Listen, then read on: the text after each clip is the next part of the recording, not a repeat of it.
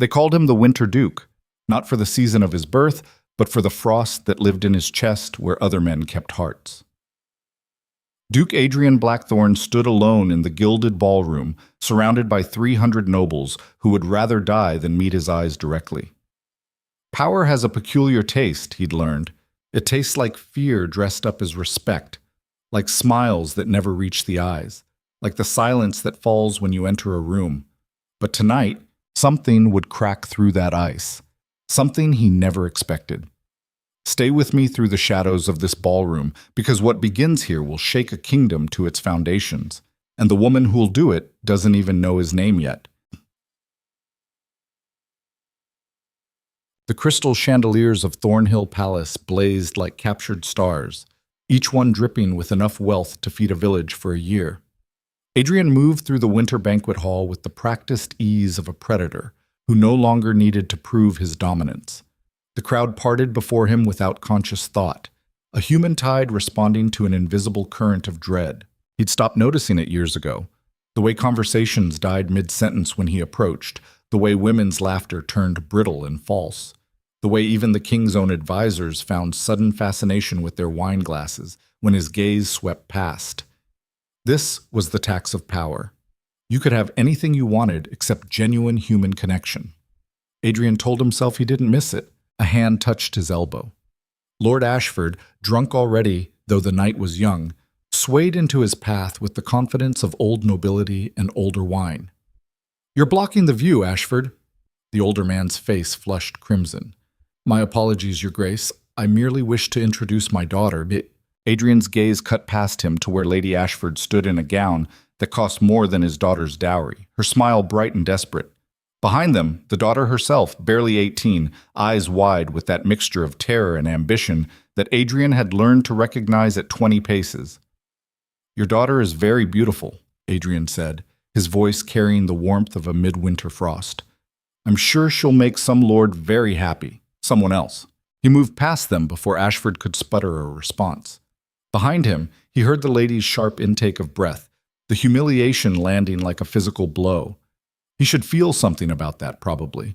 Guilt, remorse. Instead, there was only the familiar emptiness, vast and cold as a frozen lake. The ballroom stretched before him in a blur of silk and scheming. 6 years he'd been Duke of Blackthorne. 6 years since his father's death had handed him a title, a fortune, and a reputation built on ruthlessness that even the old Duke would have envied. 6 years of playing this game where everyone wanted something from him and no one wanted him. "Your Grace," a smooth voice interrupted his thoughts. Duke Ravenscroft approached with a politician's smile. "We missed you at the Finance Committee meeting last week." "I was occupied." "Of course." Ravenscroft's eyes were shrewd, calculating. Though one wonders what could be more important than matters of state. Unless the rumors about your acquisition of the Westmarch properties are true, Adrian smiled, showing teeth. "You should know better than to trust rumors, Ravenscroft." But the older Duke leaned closer, voice dropping to a conspiratorial whisper. "Between us, Blackthorne, the king's worried about your influence.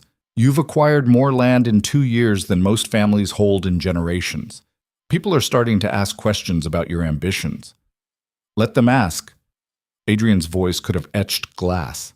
"I've broken no laws." "Not yet." Ravenscroft's smile never wavered. But the line between ambitious and treasonous gets thinner every day, doesn't it? Adrian watched the Duke walk away, his jaw tight. This was the game. Whispers and warnings, alliances built on sand, threats wrapped in silk. He was good at it. Better than good. He'd turned his father's modest holdings into an empire that made the crown itself nervous. And he was so goddamn tired of it. A commotion near the servants' entrance caught his attention. Most of the nobility wouldn't have noticed. Servants were furniture to them, invisible until needed. But Adrian had learned long ago that the most interesting things happened in the margins. That's where people revealed who they really were, when they thought no one important was watching. He moved along the ballroom's edge, keeping to the shadows of the massive stone columns. Near a small service door, half hidden by heavy velvet curtains, he saw them. Lord Pemberton, red-faced and furious, had a young servant boy by the collar. The child couldn't have been more than 12, thin as winter kindling, eyes wide with terror. You spilled wine on my wife's dress, you little rat. Pemberton's hand drew back, and the crowd nearby turned away with practiced indifference. This happened at every ball. Servants who made mistakes paid for them in bruises and fear.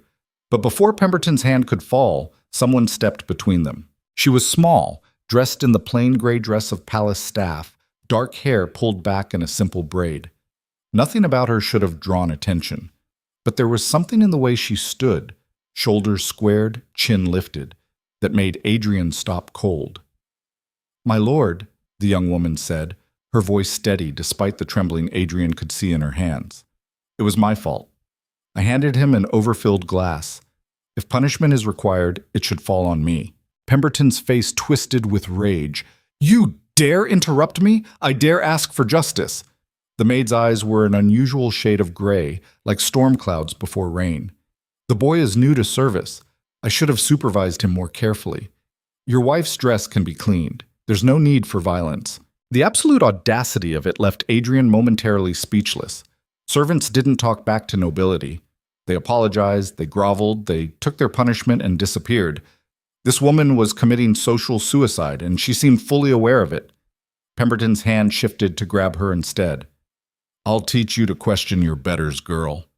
And Adrian found himself moving forward before he'd made the conscious decision to intervene. "Release her." 3 words delivered in a tone that could freeze blood. The entire corner of the ballroom went silent. Pemberton's hand froze in midair, his face draining of color as he turned to see who had spoken. "Your Grace." Pemberton dropped the maid's arm like it had burned him. "I didn't see you there. Clearly." Adrian stepped into the dim light and felt rather than saw the ripple of recognition move through nearby guests. A duchess gasped. Someone dropped a glass. The Duke of Blackthorn had just intervened on behalf of a servant. The scandal would be all over the palace by morning. "The matter is settled," Adrian continued, his gaze locked on Pemberton with the intensity of a hunting hawk. "You will return to the ball. Now." "Of course. My apologies. Now." Pemberton fled, the young servant boy scurrying after him. The nearby nobles found urgent reasons to be elsewhere, melting back into the crowd with whispered conversations. In seconds, the corner was deserted except for Adrian and the maid. She was staring at him, those strange gray eyes filled with something he couldn't quite identify. Not gratitude, not fear, something else. "Thank you," she said finally. "That was kind." "It wasn't kind." Adrian's voice came out harsher than he'd intended. "Kindness implies I care. I simply don't tolerate bullies in my presence." "Then why help us?" "Because Pemberton is a spineless coward who beats children because he can't control his own household." Adrian studied her face, searching for the usual reactions: fear, awe, the calculated interest of someone sensing opportunity. Instead, he saw only steady assessment, as if she were trying to solve a puzzle. "What's your name?" She hesitated, and he saw the calculation in her eyes. Smart girl. She knew that giving her name to the Duke of Blackthorn could be dangerous, but lying would be worse. "Clara Whitmore, my lord." "My lord?" Adrian raised an eyebrow. "I'm a duke. If you're going to address me, at least get the title right." Something flickered across her face. Annoyance, maybe, or defiance. "I'll remember that, your grace." She dropped a curtsy that was technically correct but somehow felt mocking. "If there's nothing else, I should return to my duties." She turned to leave, and Adrian felt an unfamiliar emotion stir in his chest. Surprise. When was the last time someone had been eager to get away from him? Usually they clung like brambles, angling for favors or influence, or just the chance to say they'd spoken with the infamous Duke of Blackthorn. "Wait." Clara turned back, one eyebrow raised in question. The gesture was so unconsciously arrogant that Adrian almost smiled. "Why did you do that? Intervene for the boy?" "Because it was right." She said it simply, as if it were the most obvious thing in the world. Because someone had to. Because standing by and watching cruelty makes you complicit in it. Adrian felt something cold crack in his chest, a fissure in the ice that had kept him numb for so long. "Careful, Miss Whitmore.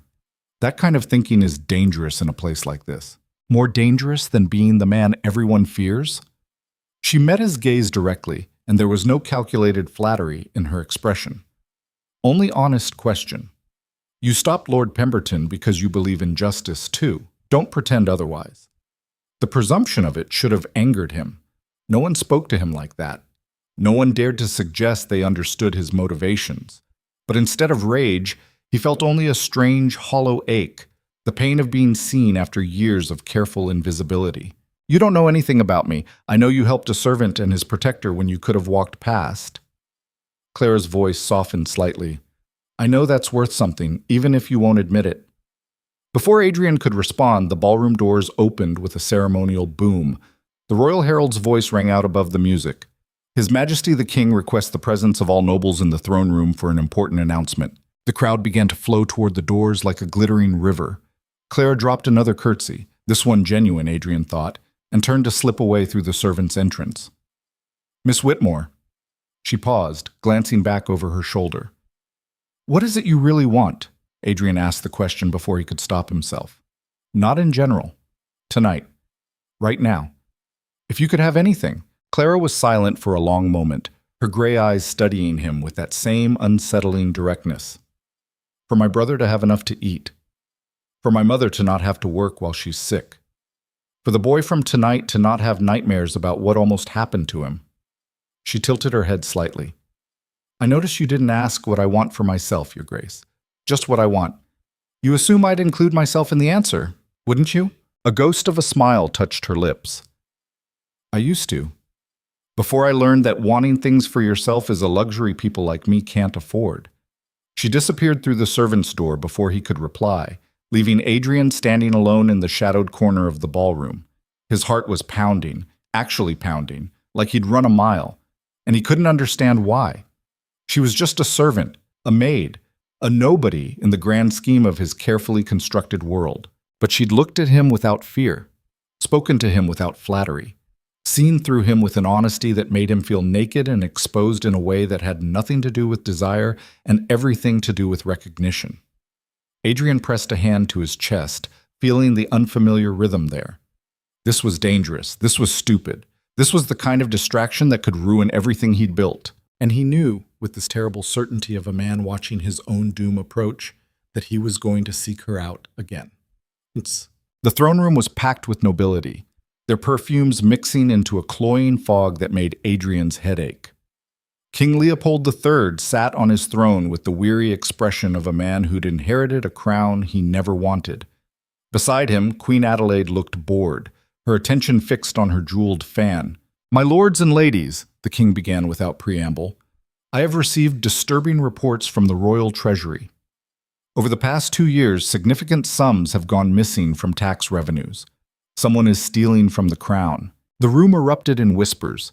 Adrian kept his face carefully blank, but his mind was racing. He'd suspected something like this, had seen the signs in the kingdom's financial records he reviewed as part of the finance committee.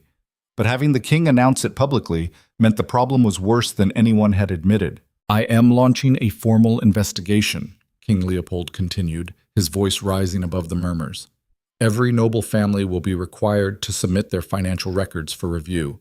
Anyone found guilty of fraud will face execution for treason. More gasps, more whispers. Adrian watched the crowd carefully, cataloging reactions. Lord Ashford had gone pale. Duchess Hartwell was whispering urgently to her husband. Duke Ravencroft's expression was unreadable. Your Grace, the king's gaze found Adrian in the crowd. As chairman of the finance committee, you will lead this investigation. I trust you will be thorough. Of course, Your Majesty. Adrian bowed, hiding his irritation behind protocol. The king had just made him the most hated man in the kingdom. Anyone involved in the theft would now see him as their greatest threat. Anyone innocent would resent the intrusion into their private affairs. Perfect. Just what he needed. The king dismissed them with a wave, and the throne room emptied in a flurry of nervous conversation. Adrian lingered, watching the crowd flow past. Some avoided his gaze entirely. Others shot him looks of barely concealed hostility. He was contemplating the various ways this investigation could go catastrophically wrong when a familiar voice spoke behind him. You look like you're planning someone's murder. Adrian turned to find his cousin Marcus leaning against a pillar, a sardonic smile on his handsome face.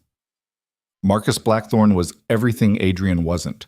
Charming, beloved by society, content with his minor title and modest holdings. They'd grown up together, and Marcus was one of 3 people in the world Adrian actually trusted. "Just considering my options," Adrian replied.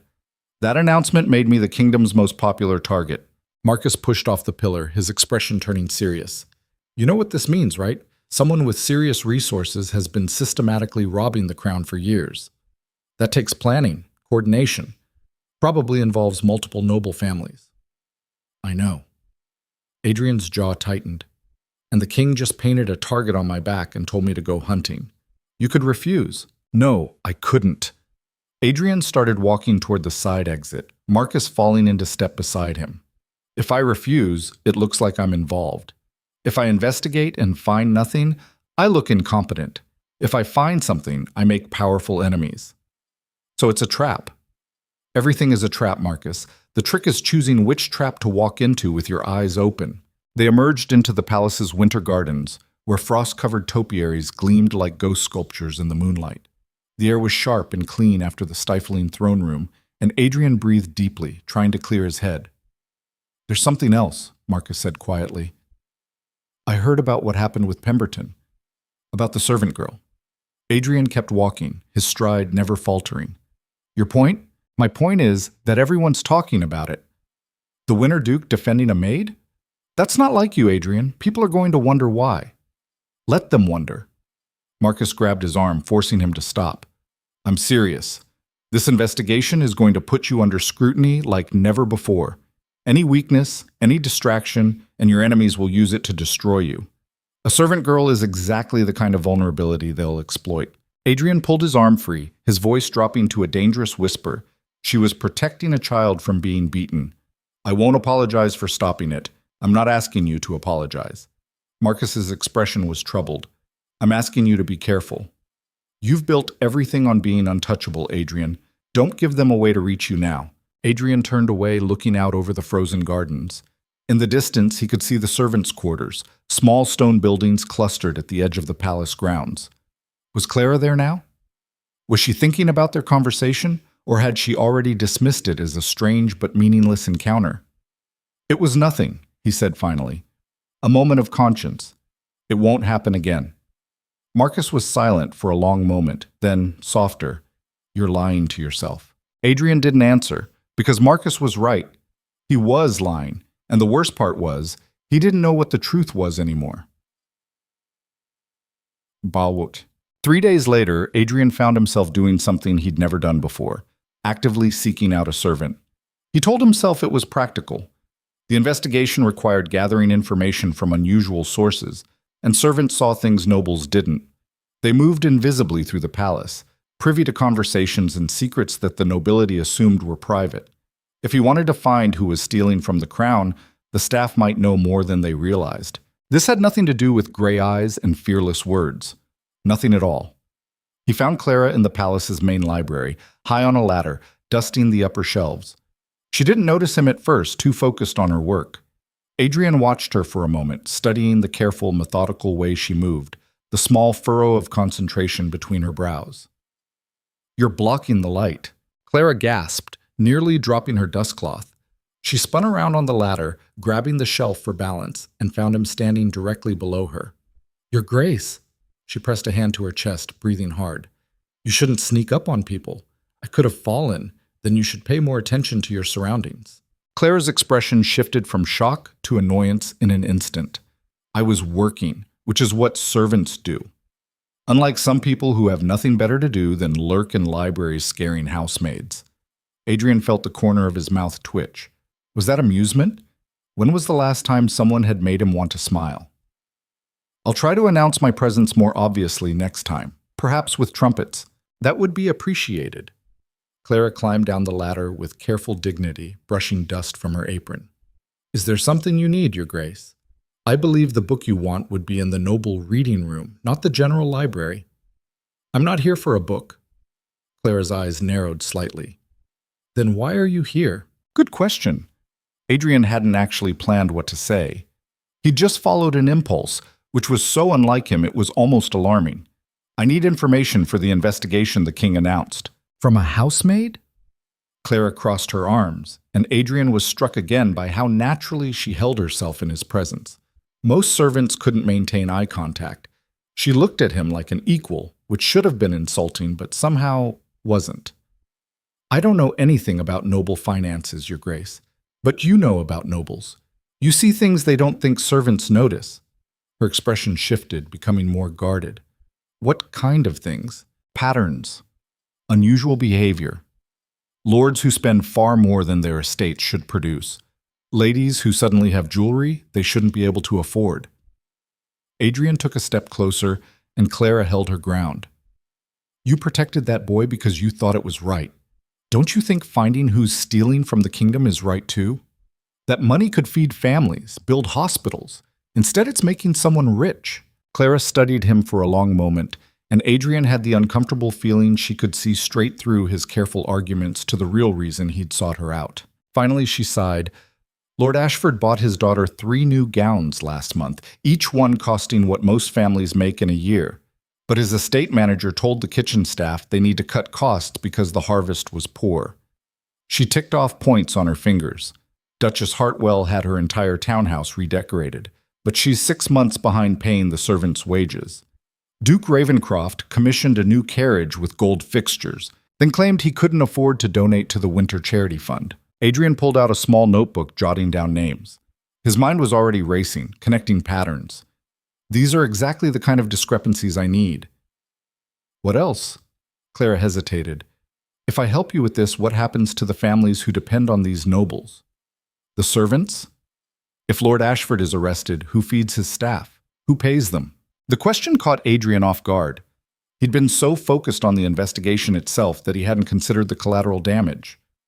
That's not my concern. It should be. Claire's voice was quiet but firm. Justice that hurts innocent people isn't really justice at all. What would you have me do? Adrian heard the frustration creeping into his voice. Let them steal because punishing them is inconvenient? No. Clara met his gaze steadily. I'd have you think about what happens after. Make sure the servants are protected. Make sure they're paid fairly and treated well regardless of who their employer is. Otherwise, you're just replacing one kind of cruelty with another. Adrian stared at her, something uncomfortable shifting in his chest. When was the last time someone had challenged his assumptions? When had anyone dared to tell him he wasn't thinking broadly enough? You have an answer for everything, don't you? Not everything. Clara's lips quirked in a small smile. But I've learned that powerful people don't always see the consequences of their actions. Someone has to speak for those who can't speak for themselves. And you've appointed yourself to that role? Someone has to. Her eyes held his, and Adrian felt that strange crack in his chest widen further. Why not me? Before he could respond, footsteps echoed in the library entrance. Clara's expression immediately shifted, her posture changing to something more submissive as an older servant entered carrying a stack of books. Miss Whitmore, the woman called. Mrs. Patterson wants you in the kitchens. Yes, ma'am. Clara dropped a proper curtsy to Adrian. If you'll excuse me, Your Grace. She walked away without looking back, leaving Adrian standing among the dusty shelves with his notebook and his fractured certainty. He'd come here looking for information about the investigation. Instead, he'd found something far more dangerous, someone who made him want to be better than he was. Over the next week, Adrian found increasingly flimsy excuses to seek Clara out. He needed her insight on servant gossip. He wanted her perspective on noble behavior. He required her help identifying staff members who might have witnessed unusual activities. The truth was simpler and more terrifying. He couldn't stop thinking about her. It wasn't desire, not entirely. It was something deeper and more unsettling. Clara looked at him and saw not the Duke of Blackthorn, feared and hated in equal measure. She saw Adrian, a man who'd forgotten how to be human somewhere along the road to power. She challenged him, argued with him, refused to be impressed by his title or intimidated by his reputation. And somehow, impossibly, she was helping him solve the greatest corruption scandal in the kingdom's history. The pieces were coming together. Lord Ashford had approved false tax assessments for wealthy merchants in exchange for kickbacks. Duchess Hartwell had embezzled funds designated for road repairs, claiming the money went to construction that never happened. Duke Ravencroft ran a sophisticated scheme where he underreported harvest yields, sold the excess grain at market prices, and pocketed the difference. But there was something bigger here. Adrian could feel it. These nobles weren't smart enough or organized enough to pull this off alone. Someone was coordinating them. Someone with real power. He was poring over financial ledgers in his private study when a knock at the door interrupted him. It was nearly midnight, and he hadn't expected visitors. Enter. Clara stepped in, and Adrian felt his heart do something stupid and complicated in his chest. She was wearing her usual gray servant's dress, her hair braided back, but there was tension in her shoulders that set off alarm bells. "Miss Whitmore, it's late." "I know, I'm sorry, but She glanced behind her nervously. "I found something you need to see." Adrian was on his feet immediately. "What is it?" Clara pulled a folded paper from her apron pocket. "I was cleaning in the Duke of Ravencroft's private chamber tonight. He'd left this on his desk. I shouldn't have looked, but I saw your name and She thrust the paper at him. "Just read it." Adrian unfolded the letter, his blood turning cold as he scanned the contents. It was a coded message, but he'd seen enough secret correspondence to recognize the pattern. Ravencroft was planning something involving Adrian specifically. And the letter was signed by someone inside the royal court, someone very close to the king. This is treason. Adrian looked up at Clara, seeing his own shock reflected in her eyes. "They're not just stealing money, they're planning to use it to fund a coup." Clara nodded, her face pale. "There's more. I've seen Lord Ashford meeting with Duchess Hartwell late at night, and yesterday I overheard Lady Pemberton, yes, the wife whose dress got wine-stained, talking about how everything would change once the new order was established. Whatever they're planning, it's happening soon." Adrian's mind raced. He needed to take this to the king immediately, but if there was a traitor in the royal court, he couldn't trust the normal channels. And if word got out about what Clara had done, if anyone knew she'd stolen this letter, "You need to leave the palace. Tonight." Clara blinked. "What?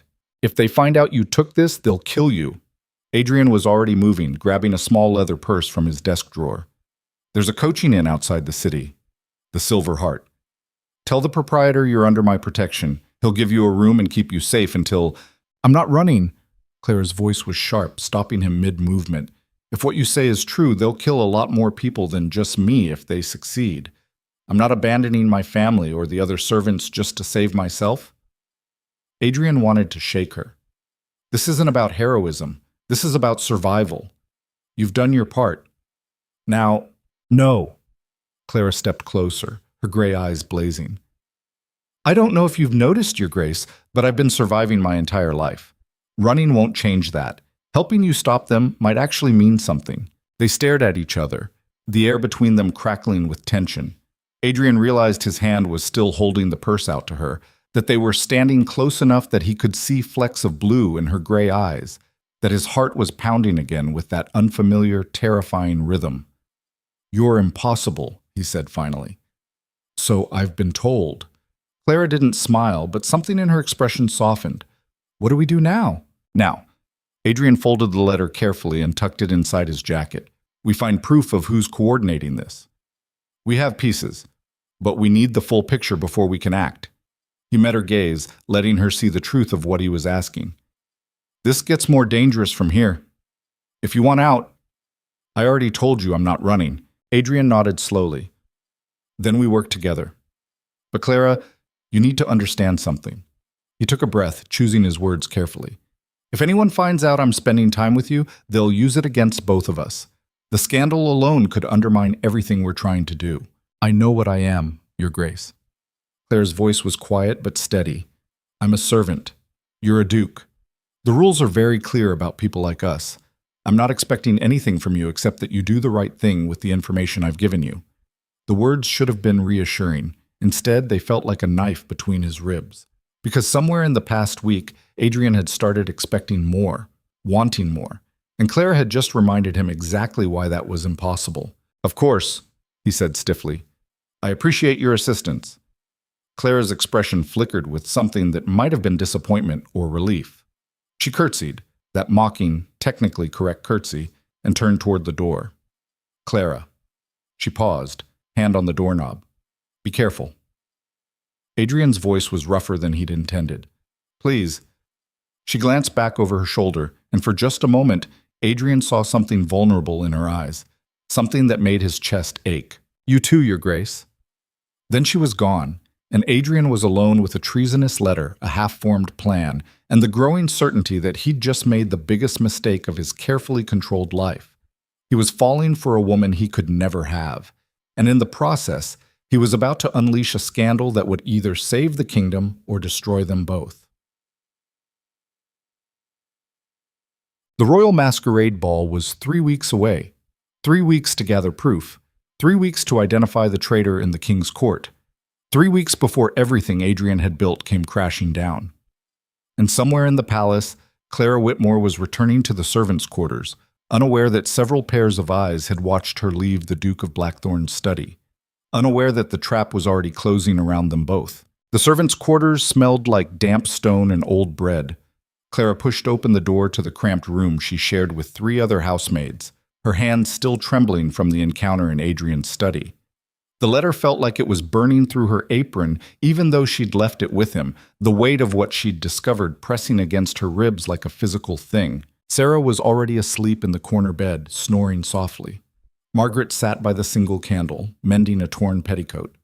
She looked up when Clara entered, her sharp eyes taking in everything. The flush on Clara's cheeks, the tension in her shoulders, the way her fingers twisted in her apron. "You're back late." "Mrs. Patterson had me cleaning the upper library." Clara's voice came out steadier than she felt. The lie tasted like copper on her tongue. Margaret's needle paused mid-stitch. "The upper library, where the Duke of Blackthorn has been spending his evenings." Clara felt ice slide down her spine. "I clean where I'm told to clean." "Of course you do." Margaret returned to her mending, but there was something in her tone that made Clara's skin prickle. "Just be careful, Clara. People are starting to talk. A duke who suddenly takes interest in where a particular maid is assigned? That's the kind of attention that ruins lives." "There's nothing to talk about." Clara climbed into her narrow bed, turning her face to the wall. But her heart was hammering so hard she thought Margaret must hear it. She'd been careful. They'd both been careful. Except careful didn't matter when servants' lives depended on noticing everything their employers tried to hide. Sleep was impossible. Clara lay in the dark, listening to the breathing of the other maids, her mind replaying the moment Adrian had tried to give her money to run. The genuine fear in his eyes when he'd realized the danger she was in. The way his voice had roughened when he'd asked her to be careful. "You're a fool," she told herself savagely. "He's a duke. You're a servant. He'll use the information you gave him and forget you exist." Except she didn't believe that anymore. Somewhere between their first conversation and tonight, something had shifted. She'd seen past the reputation to the man underneath, the one who stopped bullies and worried about consequences and looked at her like she mattered. And that terrified her more than any conspiracy. Bayek. Adrian didn't sleep either. He sat at his desk until dawn, the treasonous letter spread before him, his mind mapping connections and probabilities. Ravencroft was involved. Ashford, Hartwell, Pemberton, but the handwriting on the letter wasn't any of theirs. Someone else was pulling the strings. Someone close to the king. The thought made his stomach turn. The royal court had maybe 20 people with that level of access. Lord Chancellor Whitfield, the king's private secretary, several high-ranking advisors. Any one of them could be the architect of this treason. And if Adrian moved against the wrong person, he'd be the one accused of plotting against the crown. "Your Grace." Adrian looked up to find his steward, Reynolds, standing in the doorway. The older man's expression was troubled. "What is it?" "There are visitors." Reynolds hesitated.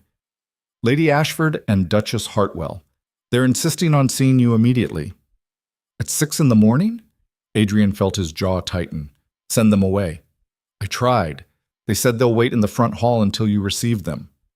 Adrian wanted to refuse anyway, but instinct stopped him. If Ashford and Hartwell's families were coming to him directly, something had changed. Either they knew he was investigating them, or something worse had happened. 5 minutes. "Show them to the drawing room." Reynolds bowed and disappeared. Adrian stood, straightening his coat, settling the mask of cold control back over his features. Whatever was coming, he'd face it the way he faced everything, with ice in his veins and steel in his spine. The 2 women were waiting in his drawing room, their elaborate morning gowns a stark contrast to the austere furnishings Adrian preferred. Lady Ashford looked nervous, her hands twisting in her lap. Duchess Hartwell wore the calculating expression of a woman who'd spent a lifetime navigating court politics. Ladies, Adrian remained standing, a deliberate power play. To what do I owe this unexpected visit? We need to speak frankly, Your Grace. Duchess Hartwell's voice was silk over iron. There are rumors circulating about you. Disturbing rumors. There are always rumors. Not like this. Lady Ashford leaned forward, her eyes wide. They're saying you've taken a particular interest in one of the palace servants. A maid. Adrian felt something cold and dangerous unfurl in his chest. His voice came out deadly quiet. And why would my household staff arrangements interest you? Because it makes you look weak. Hartwell stood, moving closer. A duke of your standing, Your Grace, cannot afford to be seen fraternizing with servants. It undermines your authority, makes people question your judgment. She paused, letting the words land. And in your position, leading the king's investigation, you cannot afford that kind of scrutiny. Adrian met her gaze without flinching. I fail to see how my conversations with staff members constitute fraternization. Oh, we're not talking about conversations. Lady Ashford's voice had taken on a sharp edge. We're talking about multiple private meetings, late-night visits to your study, the way you look at her in public. Half the palace staff has noticed, Your Grace. It's only a matter of time before the entire court knows. So tell me. Adrian took a step toward them, and both women instinctively retreated. What exactly are you suggesting I do about these rumors? Dismiss her. Duchess Hartwell recovered her composure quickly. Send her away from the palace entirely. Make it clear that whatever indiscretion occurred has been corrected. Do it publicly enough that people know you've taken the rumors seriously. And if I refuse? The Duchess smiled, and it was the smile of a predator scenting blood. Then the whispers get louder, Your Grace. Stories spread. Perhaps someone remembers seeing the girl leave your study late at night. Perhaps they recall how defensive you were of her during the Pemberton incident. Before long, every decision you make in this investigation will be viewed through the lens of impropriety. She tilted her head. Can you really afford that? When so much is at stake? Adrian understood the game immediately. They knew he was closing in on the corruption. They couldn't stop him directly. He was too powerful, too well connected. But they could undermine him, make him look compromised, turn his own investigation into a scandal about his personal conduct, and they were using Clara to do it. Get out. His voice was ice. Both of you, now. Your Grace, please. I said get out. Adrian moved to the door, yanking it open. And Lady Ashford, when I prove your husband has been embezzling from the crown, remember this conversation. Remember that you tried to blackmail me with lies and gossip because you were desperate. It won't save you. The women fled, their footsteps echoing in the hallway. Adrian slammed the door behind them, his hands shaking with rage. They'd weaponized Clara, turned her into a liability. And unless he found a way to protect her, they'd destroy her reputation just to get to him. He had to end this investigation quickly, before the scandal consumed them both. Clara was scrubbing the marble floors in the east wing when she heard the whispers. She'd gotten good at pretending not to notice when servants gossiped nearby. They assumed she couldn't hear or didn't care or was too stupid to understand. Did you hear about the Duke and that maid? Which maid? The Whitmore girl. Clara. Apparently she's been sneaking into his private study late at night. No, you're lying. I'm not.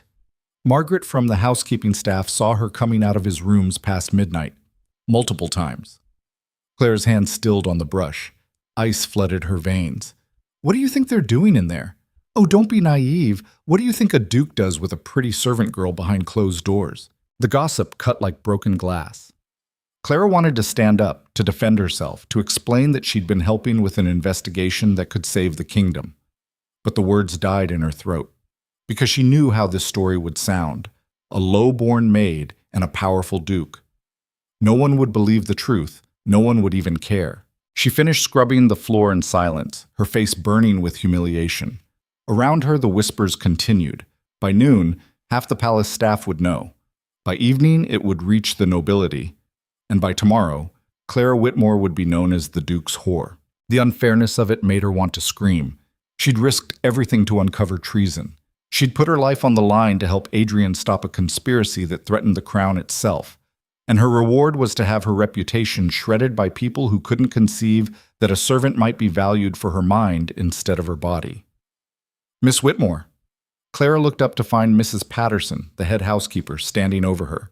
The older woman's expression was granite. Come with me. Now. Clara stood, her heart sinking. She followed Mrs. Patterson through the palace corridors, feeling the eyes of other servants tracking her movement. The whispers followed her like a shadow. When they reached Mrs. Patterson's small office, the housekeeper shut the door with a sharp click. I've heard the rumors. Mrs. Patterson's voice was flat. I don't care if they're true or not. What I care about is that they're disrupting my staff and bringing shame on this household. I haven't done anything wrong. That's irrelevant. Mrs. Patterson sat behind her desk, folding her hands. Perception is reality in service, Clara. You should have learned that by now. And the perception is that you've been inappropriate with the Duke of Blackthorn. I've been helping him with, I don't want to hear it. The housekeeper's eyes were hard. Whatever your reasons, you've made yourself a liability. As of this moment, you're reassigned to the laundry rooms. You'll have no contact with any nobility, and you'll work hours that ensure you don't cross paths with the Duke. The laundry rooms were in the palace basement, hot and airless, where servants worked 14-hour shifts breathing in lye fumes. It was punishment detail, reserved for servants who'd committed serious infractions. For how long? Indefinitely. Mrs. Patterson's expression didn't soften. Consider yourself fortunate. If this were my decision alone, I'd dismiss you entirely.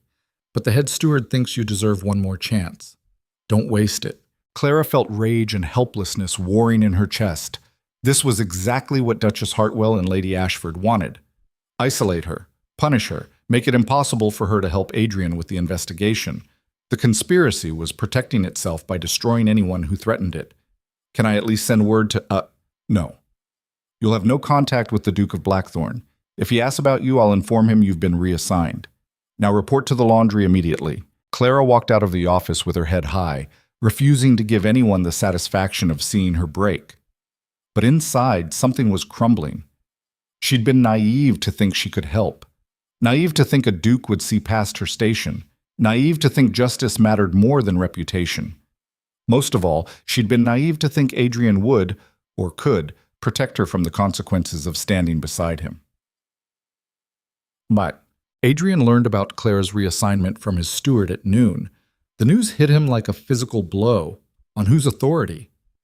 Mrs. Patterson, Your Grace, with approval from the head of household staff. Apparently there's been talk. Inappropriate talk. They felt it best to remove temptation. Adrian stood so fast his chair toppled backward. Bring me Mrs. Patterson, now! Your Grace. Reynolds looked genuinely worried. If you intervene on this girl's behalf, it will only confirm the rumors. You'll make everything worse. I don't care.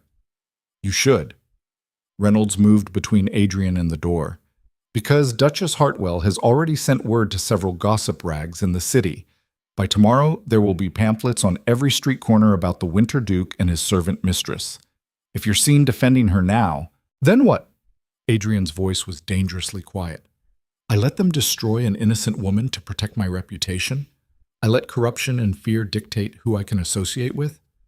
Where does it end, Reynolds? It ends with you still having the power to finish this investigation. The steward's expression was pained. I know you care about this girl, but she's already lost this battle, Your Grace. Don't lose the war trying to save her. Adrian wanted to argue, wanted to storm down to the laundry rooms and drag Clara out of that hellhole. But Reynolds was right. Every action he took now would be scrutinized, twisted, used against them both. If he defended Clara publicly, he'd confirm exactly what their enemies wanted people to believe. He was trapped by his own power. Find out who's behind this, Adrian said finally. Not just Hartwell and Ashford. Someone coordinated this attack. I want to know who. Of course, Your Grace. And Reynolds? Adrian's eyes were cold. When this is over, when I've exposed everyone involved in this conspiracy, remind me to have a conversation with Mrs. Patterson about loyalty. The steward bowed and left. Adrian stood alone in his study, hands clenched at his sides, trying to master the rage that threatened to consume him.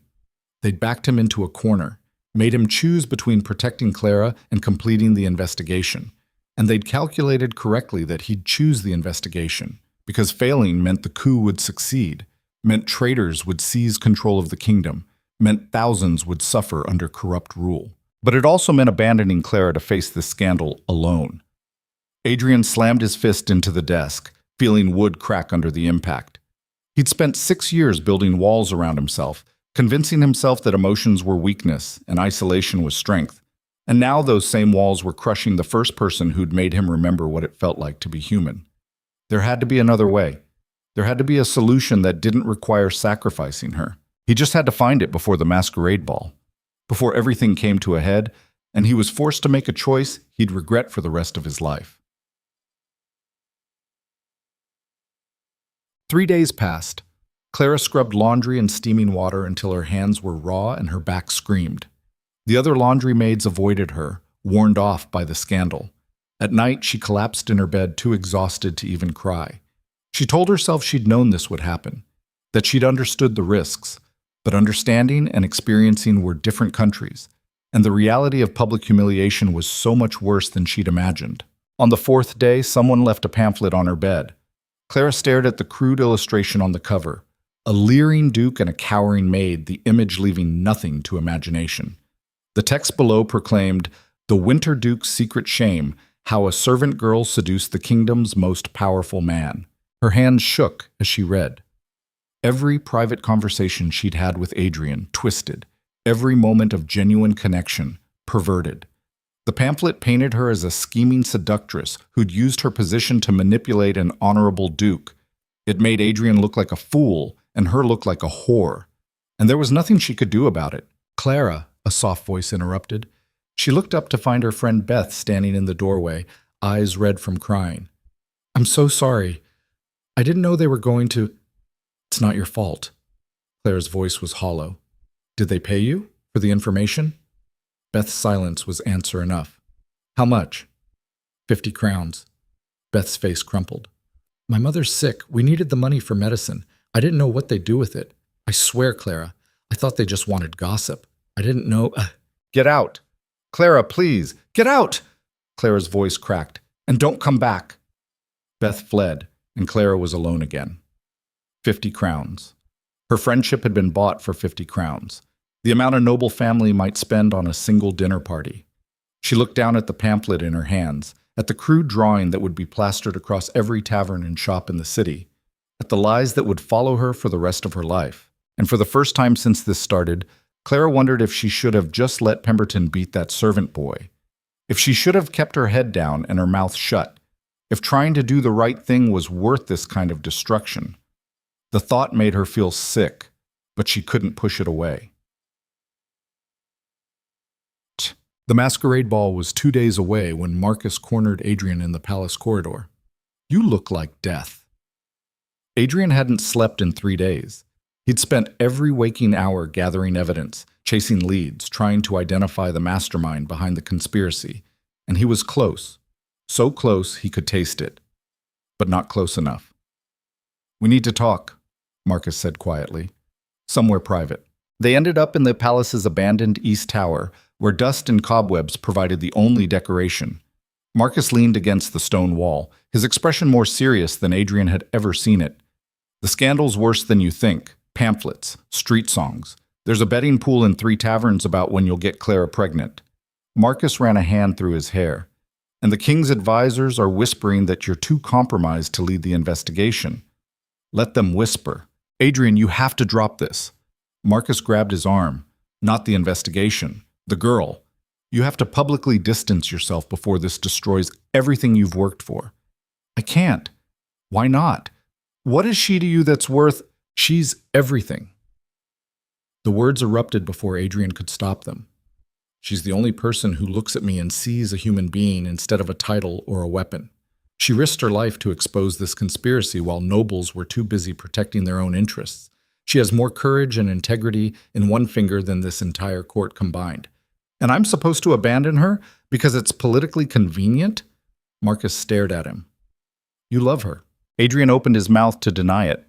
The denial died unspoken, because somewhere between the library conversation and the late-night confession and the moment she'd refused to run, it had become true. He loved Clara Whitmore. loved her with a desperation that terrified him, loved her in a way that made every political calculation and strategic consideration seem meaningless, and loving her was going to destroy them both. Then marry her, Marcus said simply. Adrian laughed, the sound bitter. Marry a servant? The scandal would be massive, would shock the kingdom, would also make her untouchable. Marcus moved closer, his eyes intent. Right now she's vulnerable because she's nobody, a servant who can be dismissed and discarded.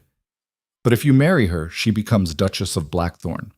Anyone who attacks her attacks your house. The scandal becomes your scandal, and you control the narrative. Adrian's mind raced. It was insane, unprecedented. A duke marrying a servant would violate every social convention. The nobility would be apoplectic. The king himself might intervene. But Marcus was right. Marriage would protect Clara in ways nothing else could. The ball, Adrian said slowly, the masquerade. That's when they're planning to move against us. I can feel it. Then move first. Marcus's expression was fierce. Stand up in front of the entire court and claim her. Expose the conspiracy and announce your engagement in the same breath. Make it impossible for them to attack her without revealing their own guilt. It could backfire. If we don't have enough evidence, then you better make sure you do. Marcus clasped his shoulder. 2 days, Adrian. Find the proof you need, and then blow this whole thing wide open. Adrian nodded slowly. It was risky, possibly suicidal. But it was the only path forward that didn't end with Clara destroyed, and the conspiracy triumphant. He just had to survive the next 48 hours. But Clara was hauling a basket of wet linens up from the laundry when she heard her name called. She turned to find a young page boy, barely 10, holding an envelope sealed with black wax. For you, miss. He thrust it at her and ran before she could ask who'd sent it. Clara looked around, but the corridor was empty. She broke the seal with trembling fingers and unfolded the letter. The handwriting was familiar, sharp, precise. Adrian's. Clarison, I know you've been told not to contact me. I know the rumors have made your life hell. I know I'm the last person you want to hear from right now. But I need you to trust me one more time. The masquerade ball. Come as a guest, not a servant. I'll have a gown and mask delivered to you tomorrow. Wear them. Enter through the main hall, not the servant's entrance. What I'm about to do will either save us both or destroy us completely, but I won't do it without you there. If you don't come, I'll understand. You've already sacrificed more than anyone had the right to ask. But if you trust me, if you believe what we found together matters, be there. Clara read the letter 3 times, her heart pounding. He wanted her at the masquerade, not as a servant hiding in the shadows, as a guest, where everyone could see her. It was madness. It would confirm every rumor, make the scandal exponentially worse, probably get her thrown out of the palace forever. But Adrian was asking, and despite everything, despite the humiliation and the gossip and the betrayal, she still believed he was trying to do the right thing. She tucked the letter inside her dress, next to her heart, and made her decision. She'd go. She'd trust him one last time, and whatever happened at that ball would determine both their fates. Maid. The gown arrived the next evening, delivered by a silent courier who disappeared before Claire could ask questions. She opened the box in the privacy of her room, and her breath caught. It was midnight blue silk, simple but elegant, with silver embroidery that caught the light. The mask was silver filigree, delicate as lace. There were shoes, gloves, everything she'd need to pass as a noble woman. Clara ran her fingers over the fabric, her throat tight. Adrian had done this, had risked even more scandal to make sure she had what she needed. The gesture was so tender, so thoughtful, that she wanted to cry. Margaret watched from her bed, expression unreadable. You're really going? Yes, they'll destroy you. They already have. Clara met her former friend's eyes steadily. What more can they take? Margaret was silent for a long moment, then softer. Be careful, Clara. Whatever the Duke's planning, it won't end well.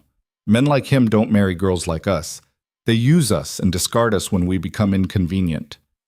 Clara knew she was right, knew the odds were against her, but she also knew that Adrian was different from the other nobles. That somewhere beneath the Winter Duke's reputation was a man who cared about justice and protecting the vulnerable. She had to believe that, because if she couldn't believe in him, she couldn't believe in anything. The night of the masquerade arrived. Adrian stood in his private chambers, adjusting his black and silver mask, trying to control the anxiety clawing at his chest. Everything hinged on tonight. He'd spent the past 2 days gathering the final pieces of evidence, and what he'd found was worse than he'd imagined.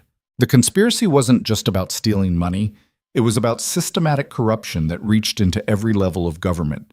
And the man coordinating it all was someone Adrian had trusted. Lord Chancellor Whitfield, the king's oldest advisor, a man who'd served the crown for 30 years. The evidence was damning: coded letters, bank records showing massive transfers, testimony from servants who'd witnessed secret meetings. Whitfield had been orchestrating the theft, using nobles like Ravencroft and Ashford as pawns, while he positioned himself to seize power when the kingdom's finances collapsed. And tonight, Adrian was going to expose him in front of the entire court. He just had to hope Clara showed up, because he couldn't do this without her. The ballroom was already packed when he arrived, 300 masked nobles swirling in an elaborate dance. Adrian moved through the crowd, his eyes scanning for midnight blue silk and a silver mask. She wasn't there yet. Doubts assailed him. What if she'd decided not to come? What if the scandal had broken her? What if he'd pushed too far, asked too much, and she'd finally realized that staying away from him was the smart choice? "Your Grace," Duchess Hartwell appeared at his elbow, resplendent in emerald and gold. "Looking for someone? Just enjoying the festivities?" "Of course." Her smile was poison. "Though I hear your little servant friend won't be attending. Apparently she's learned her place at last." Such a relief. These summer romances can be so tedious. Adrian's jaw tightened, but he forced himself to smile. "The evening's young yet, Duchess. Anything could happen." He moved away before she could respond, his heart sinking. Maybe Clara wasn't coming. Maybe he'd lost her before he'd even had the chance to... The herald's voice rang out above the music. "Lady Clara Whitmore." The ballroom went silent. Every head turned toward the entrance, and there she was. Clara stood at the top of the marble stairs in the midnight blue gown, silver mask glittering in the candlelight. She looked terrified and fierce and absolutely breathtaking. Around her, Adrian heard gasps, whispers, the rising tide of scandal. He didn't care. He only had eyes for her. Clara descended the stairs with careful dignity, even as the crowd parted around her like she carried plague. Nobles whispered behind their masks, their shock and outrage palpable. This was a woman who had no business being here, dressed as one of them. This was a scandal that would echo for years. Adrian moved forward, cutting through the crowd. He saw Clara's eyes find his, saw the flash of relief and terror in equal measure, and he made his choice. He stopped directly in front of her, in the center of the ballroom where everyone could see. Then, slowly and deliberately, he bowed. "Miss Whitmore, you look beautiful." The whispers exploded into outright conversation. Someone gasped. A woman fainted. But Adrian didn't look away from Clara's face, from the tears gathering in her gray eyes. "Your Grace," she whispered, "you shouldn't—" "I should. I will." Adrian straightened, offering his hand. "Dance with me." Clara's hand trembled as she placed it in his. The musicians, confused but obedient, started a waltz. And in front of 300 scandalized nobles, the Duke of Blackthorn led a servant girl onto the dance floor. "This is insane," Clara breathed as they began to move. "Everyone's staring. Let them." Adrian pulled her closer, breaking protocol. "I'm done hiding, done apologizing for seeing your worth when they're too blind to recognize it. They'll use this against you. They already have." His voice was low, fierce. "And I don't care anymore. All these years I thought power meant standing alone, being untouchable. But you've taught me something different. Real power is standing beside someone and refusing to let the world tear you apart." Clara's eyes were wide behind the mask. "Adrian." Before he could respond, a commotion erupted at the ballroom entrance. King Leopold strode in, his face thunderous, with Lord Chancellor Whitfield at his side. The music died. The dancing stopped. "Duke Blackthorn." The king's voice cracked like a whip. "Explain yourself. Now." This was it. The point of no return. Adrian released Clara's hand, stepping forward to face the king. But he didn't move away from her, didn't create distance. Instead, he reached back and took her hand again, pulling her to stand beside him. Together. They'd face this together. Your Majesty, Adrian's voice rang clear across the silent ballroom. I have evidence of systematic corruption and treason against the crown. Evidence that will shock this court and reveal the true nature of the conspiracy you asked me to investigate. The king's eyes narrowed. Present it. Adrian pulled the sealed documents from his jacket. But these aren't just financial records, Your Majesty. These are proof of a conspiracy that reaches the highest levels of your government. And the man responsible— He turned, his gaze locking on Lord Chancellor Whitfield— is standing right beside you. The ballroom erupted into chaos. Whitfield's face went white, then red with fury. The king looked between them, confusion and dawning horror warring on his features. This is madness, Whitfield sputtered. Your Majesty, the Duke has clearly been compromised by his inappropriate relationship with this servant girl. He's desperate to deflect attention from his own scandal. Then explain these. Adrian strode forward, handing the documents directly to the king. Your signature forged on transfer orders. Your seal stolen and used to authorize fraudulent accounts. Your trust exploited to rob the kingdom blind. The king read, his face growing darker with each page. Around them, nobles pressed closer, desperate to hear. Clara stood frozen where Adrian had left her, the center of every hostile gaze. And then Whitfield moved. Fast as a snake, he grabbed the queen, pulling a hidden blade to her throat. Nobody move, the Lord Chancellor snarled, or I kill her right here. The ballroom dissolved into screaming chaos. Guards rushed forward but stopped when Whitfield pressed the blade closer, drawing a thin line of blood. The queen's eyes were wide with terror. Adrian felt everything slow down. This was the moment. The choice that would define everything that came after. He could protect the investigation. Or he could protect Clara. He couldn't do both. And without hesitation he moved, not toward Whitfield, toward Clara, pushing her behind him, shielding her with his body as guards closed in on the traitor. I said don't move! Whitfield's voice was frantic now. I'll kill her, I swear I'll— He never finished. Marcus appeared from the crowd, moving with the lethal grace of a trained fighter. His blade flashed once, and Whitfield's knife clattered to the floor. The queen stumbled free as guards swarmed the Lord Chancellor, forcing him to his knees. It was over in seconds, but the consequences would last forever. The king stood slowly, his face a mask of fury and betrayal. He looked at Whitfield, his friend, his advisor, his most trusted counselor, and Adrian saw something break in the monarch's eyes. Take him to the dungeons, the king said quietly, and bring me everyone named in those documents, tonight. Guards dragged Whitfield away, the Lord Chancellor screaming threats and denials.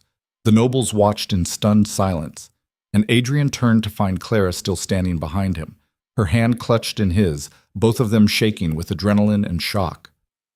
We did it, she whispered. It's over. But Adrian knew better. He could see it in the king's expression, in the horrified faces of the surrounding nobility, in the way guards were looking at Clara with open hostility. The conspiracy was exposed, the traitors would face justice. But the scandal had just begun, and there was no going back now. The dungeons beneath Thornhill Palace smelled like fear and old stone. Adrian stood outside the iron bars of Whitfield's cell, watching the former Lord Chancellor pace like a caged wolf. 3 days had passed since the masquerade. 3 days of interrogations, arrests, and revelations that shook the kingdom to its foundations. But something was wrong. Adrian could feel it in his bones. You look troubled, Your Grace. Whitfield's voice dripped with mockery despite his chains. Having second thoughts about your glorious victory? Adrian studied the older man's face, searching for cracks in the facade. Whitfield should be broken by now, defeated. Instead, he looked almost satisfied. The evidence is overwhelming. Adrian kept his voice flat. You'll hang for treason. Will I? Whitfield moved closer to the bars, his eyes glittering in the torchlight. Or will I be the scapegoat while the real architects walk free? The words sent ice down Adrian's spine. What are you talking about? You think you're so clever. Whitfield's smile was a wound. The brilliant Duke of Blackthorn, exposing corruption and saving his servant girl. A fairy tale ending. Except you forgot one critical thing. What? You can't see betrayal coming from the people you trust most. Before Adrian could respond, footsteps echoed in the corridor. Marcus appeared, his face pale and strained. Adrian, we need to talk. Now. They climbed back to the palace proper in silence. Adrian's instincts were screaming warnings he couldn't yet name. Something about Marcus's posture, the tension in his jaw, the way he wouldn't meet Adrian's eyes. What is it? Adrian demanded once they were alone in a private chamber. Marcus pulled out a leather folder, his hands shaking slightly. I've been helping with the investigation, going through Whitfield's correspondence, and I found something you need to see before anyone else does. He opened the folder. Inside were letters, dozens of them, all in the same handwriting Adrian had studied for weeks, his father's handwriting. Adrian felt the ground tilt beneath him. What is this? Your father was involved. Marcus's voice was hollow. 6 years ago, before he died, he helped Whitfield set up the initial framework for the embezzlement scheme. The shell companies, the false accounts, all of it traces back to the old Duke of Blackthorn. No. The word came out strangled. Adrian grabbed the letters, scanning them frantically. His father's signature, his father's seal. Plans laid out in meticulous detail for stealing from the crown over decades. It gets worse. Marcus pulled out another document. When your father died, the conspiracy didn't end. Someone continued it. Someone who had access to all his records and connections. Someone Whitfield trusted implicitly to carry on the work. Adrian looked up, and in Marcus's eyes he saw everything he needed to know. The truth he'd been blind to. The betrayal that had been hidden in plain sight. You. Marcus flinched but didn't deny it. I didn't have a choice. Your father made me swear. You're lying. Adrian's voice was deadly quiet. My father would never... Your father was desperate. Marcus's composure cracked. The estate was drowning in debt. Creditors were circling. He needed money fast or the Blackthorn name would be destroyed. So he made a deal with Whitfield. Help steal from the crown, get a cut of the profits, save the family legacy. Every word was a knife. Adrian tried to process what he was hearing, but his mind kept rejecting it. His father had been stern, cold, demanding. But a traitor? A thief? Why are you telling me this now? Because Clara's about to find out. Marcus ran a hand through his hair, looking genuinely anguished. She's been helping gather evidence in the servants' quarters, talking to staff who worked here 6 years ago. She's close to discovering the truth about your father. And when she does, she'll expose it. Adrian finished the thought, nausea churning in his gut. She'll destroy the Blackthorn name to complete the investigation. Marcus nodded. Unless you stop her first. The room went silent. Adrian understood the choice being laid before him. Protect his father's reputation and by extension his own legacy. Or let Clara uncover the truth and watch everything he'd inherited turn to ashes. There's another option. Marcus's voice dropped to a whisper. Whitfield dies tonight. An accident. Or suicide. Whatever story we choose. Without him alive to confirm it, these letters are just forgeries. Questions without answers. The investigation closes. Your father's name stays clean. The Blackthorn legacy survives. And Clara? Marcus's expression hardened. Has to be dealt with. She knows too much. If she keeps digging... No! Adrian's voice cut like a blade. Adrian, be realistic. You can't have both. You can't protect her and protect your family name. One of them has to burn. Adrian felt something fundamental break inside him. This was the test he'd been running from his whole life. The moment when love collided with legacy, when the choice became binary and brutal. He could save Clara or save himself. Not both. Get out. What? I said get out. Adrian's hands were shaking with rage or fear or both. Before I do something we'll both regret. Marcus held his ground for a moment, then nodded slowly. You have until tomorrow morning. After that, I'm taking this to the king. He paused at the door. I'm sorry, Adrian, but you can't build a future on lies, and you can't protect someone who's determined to destroy you. He left. Adrian stood alone, surrounded by evidence of his father's treason, his cousin's betrayal, and the impossible choice that would define the rest of his life. What? Clara was in the palace archives, dusty ledgers spread across a table, when Adrian found her. She looked up with a smile that died the moment she saw his face. What's wrong? We need to talk. Adrian's voice was raw. About the investigation. Clara stood, concern etched in her features. Did something happen? Did they find more evidence? In a manner of speaking, Adrian moved to the window, unable to look at her directly. What would you do if you discovered that someone you loved was guilty? That exposing the truth meant destroying them completely? Clara was quiet for a long moment. I tell the truth anyway, because that's what justice means, no exceptions. She moved closer. Adrian, what did you find? He turned to face her, and the pain in his eyes made her step back. My father. He was part of the conspiracy, one of the original architects. Clara's hand flew to her mouth. Oh, God. I inherited everything he stole, everything I've built, every advantage I've had. It's all tainted. Adrian's laugh was bitter. The Winter Duke, the kingdom's most powerful man, built on blood money and treason. That's not your fault. Clara reached for him, but he moved away. You didn't know. Doesn't matter. Adrian's voice hardened. Once this comes out, the crown will seize everything. The estate, the title, everything my family has held for generations, and I'll be lucky if they don't hang me beside Whitfield. Then we'll fight it. Clara's voice was fierce. You weren't involved. You exposed the conspiracy. That has to count for something. It won't. Adrian finally met her eyes. Not when the evidence shows Blackthorn money has been funding treason for 6 years. Not when nobles I've ruined demand vengeance. Not when the king needs someone to blame for the fact that his most trusted advisor was stealing from him. So what are you saying? I'm saying you have to stop investigating. Adrian heard the words leave his mouth and hated himself for them.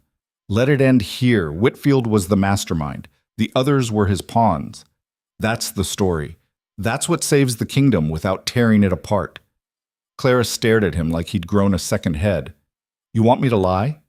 To cover up your father's crimes? I want you to survive. Adrian's desperation bled through. Because if you expose this, they'll turn on you too. You're already a scandal, already a target.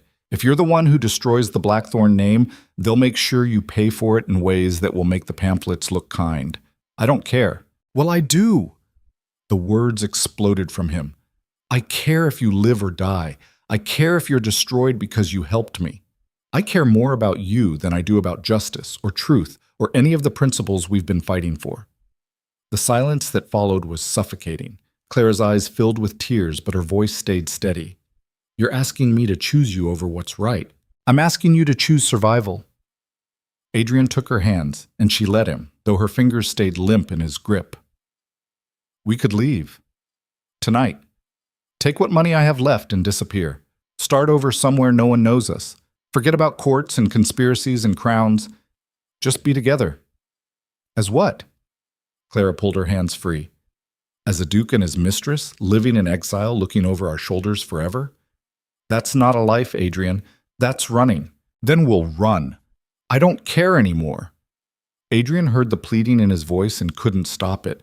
I don't care about the title or the power or the legacy. I just want you safe. Clara's face crumpled. You think I don't want that too? You think I haven't imagined what it would be like to just walk away from all this? But I can't, Adrian, because if we do, then Whitfield was right. Justice only matters when it's convenient. Truth only counts when it doesn't cost us anything. Even if it costs us everything? Yes. Clara's voice broke. Even then. Adrian felt something die in his chest. The hope he'd been clinging to. The fantasy that love could somehow overcome reality. He'd known from the beginning that Clara's integrity was absolute, that she'd choose truth over safety every time. It was one of the things he loved most about her, and now it was going to destroy them both. Then I can't protect you. The words tasted like ash. When this comes out, I won't be able to shield you from what follows. You'll be the servant girl who seduced a duke and then destroyed his family. They'll write songs about your betrayal for generations. I know. Tears streamed down Clara's face. But at least they'll be true. She walked past him toward the door, her spine straight despite the tears. Adrian wanted to call her back, wanted to beg her to reconsider, wanted to shake her until she understood that principles meant nothing if you were dead. But he knew it wouldn't matter. Clara had made her choice, and in doing so, she'd forced him to make his. Marcus was waiting in Adrian's study when he returned. The expression on his cousin's face said he already knew how the conversation had gone. She won't stop. It wasn't a question. No. Adrian moved to the desk, pulling out paper and ink. Which means we do this the hard way. You're really going through with it? Marcus sounded genuinely surprised. Even knowing what it means, Adrian began to write, his hands steady despite the tremors running through his body. I spent 6 years building walls, keeping everyone at arm's length, telling myself that isolation was strength, and then Clara walked into my life and made me remember what it felt like to be human, to care about something more than power. He looked up at Marcus, and his eyes were empty. But you were right. You can't build a future on lies, and you can't love someone who's determined to destroy you. So I'm going to do what I should have done from the beginning. I'm going to survive. What are you writing? A confession. Adrian's pen moved across the paper. From Clara Whitmore. Admitting that she fabricated evidence against my father to frame him posthumously. That she manipulated me using our relationship to gain access to family records she could doctor. That she's actually working with Whitfield, and the entire scandal was designed to destroy the Blackthorn name. Marcus went pale. That's insane. No one will believe it. They will when I present forged letters in her handwriting, documents showing payments from Whitfield to her family, testimony from servants who will swear they saw her stealing papers from my study. Adrian kept writing, his heart turned to stone. The truth is whatever story has the most evidence, and I'm very good at creating evidence. You'll ruin her. Marcus's voice was hollow. Completely. Yes? Adrian signed the document with a flourish. And in exchange, my father's name stays clean. The Blackthorn legacy survives, and Clara Whitmore becomes the villain of this story instead of me. He stood gathering the papers. The beautiful thing about being the Duke of Blackthorn is that people believe me. They want to believe me. A trusted duke seduced and betrayed by a scheming servant? That's a story they can understand. It confirms everything they already think about class and power and the natural order of things. And when Clara denies it, her word against mine. Adrian's smile was a razor. Who do you think the king will believe? Marcus stared at him like he was looking at a stranger. What happened to you? 3 days ago, you were ready to burn the kingdom down to protect her. Now you're framing her for treason? 3 days ago, I was an idealistic fool who thought love could overcome politics. Adrian moved toward the door. Now I'm a survivor, just like my father, just like every Duke of Blackthorn before me. We do whatever it takes to preserve the family name, even if it means sacrificing the people we love. He stopped at the threshold, looking back at Marcus. Get it done. I want Clara arrested before dawn, and make sure the charges are public. I want everyone in the kingdom to know that she betrayed me. Marcus nodded slowly, his expression unreadable. As you command, Your Grace. Adrian walked out, the papers clutched in his hand, and felt nothing. The ice was back. The walls were rebuilt. The Winter Duke had returned, and he would never make the mistake of carrying again. Behind him, Marcus waited until the footsteps faded. Then he pulled out his own sheet of paper and began to write a very different letter. Because Marcus had been many things in his life.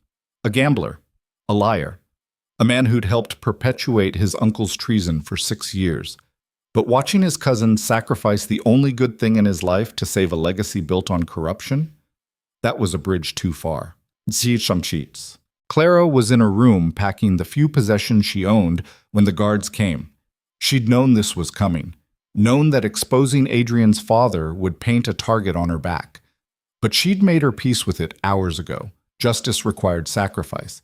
Truth demanded courage. And sometimes doing the right thing meant losing everything. Clara Whitmore, the captain's voice was formal. You're under arrest for conspiracy, fraud, and treason against the crown. Clara stood calmly, holding out her wrists for the chains. I understand. The other servants watched in silence as she was led away. Some looked triumphant, others pitying, none looked surprised. This was the natural order reasserting itself. Servants who overreached got crushed. That was how the world worked. They took her to the dungeons, to a cell not far from where Whitfield was held. The stone walls wept moisture, and the air tasted like despair. Clara sat on the narrow bench, wrapped her arms around herself, and tried not to think about Adrian's face when he'd asked her to lie. She understood why he'd done it, understood the impossible position she'd put him in, but understanding didn't make it hurt less. She'd fallen in love with a man who could never choose her over his legacy, and now they'd both pay the price. Hours passed. Maybe days. Time lost meaning in the dark. Clara drifted between waking and sleeping, her mind replaying every moment with Adrian, searching for the point where it had all gone wrong, wondering if she'd made the right choice. When the cell door finally opened, she expected guards. Instead, Marcus stepped through. "You," Clara's voice was flat. "Come to gloat?" Marcus knelt in front of her, and there was genuine anguish in his eyes. "I'm going to get you out, but you need to listen very carefully because we don't have much time." "Why would you help me?" "Because Adrian's about to make the biggest mistake of his life." Marcus pulled out papers from inside his coat. "He's going to frame you, make you the villain to protect his father's name, and I can't let that happen." Clara felt tears prick her eyes. Even after everything, the confirmation of Adrian's betrayal cut deep. "So stop him. I can't. Not alone." Marcus spread the papers on the cell floor. "These are the real financial records, the ones that prove everything. Your father's involvement, Adrian's inheritance of stolen wealth, the full scope of the conspiracy." He looked up at her. "If I give these to the king, Adrian loses everything. But if you give them to him, there's a chance."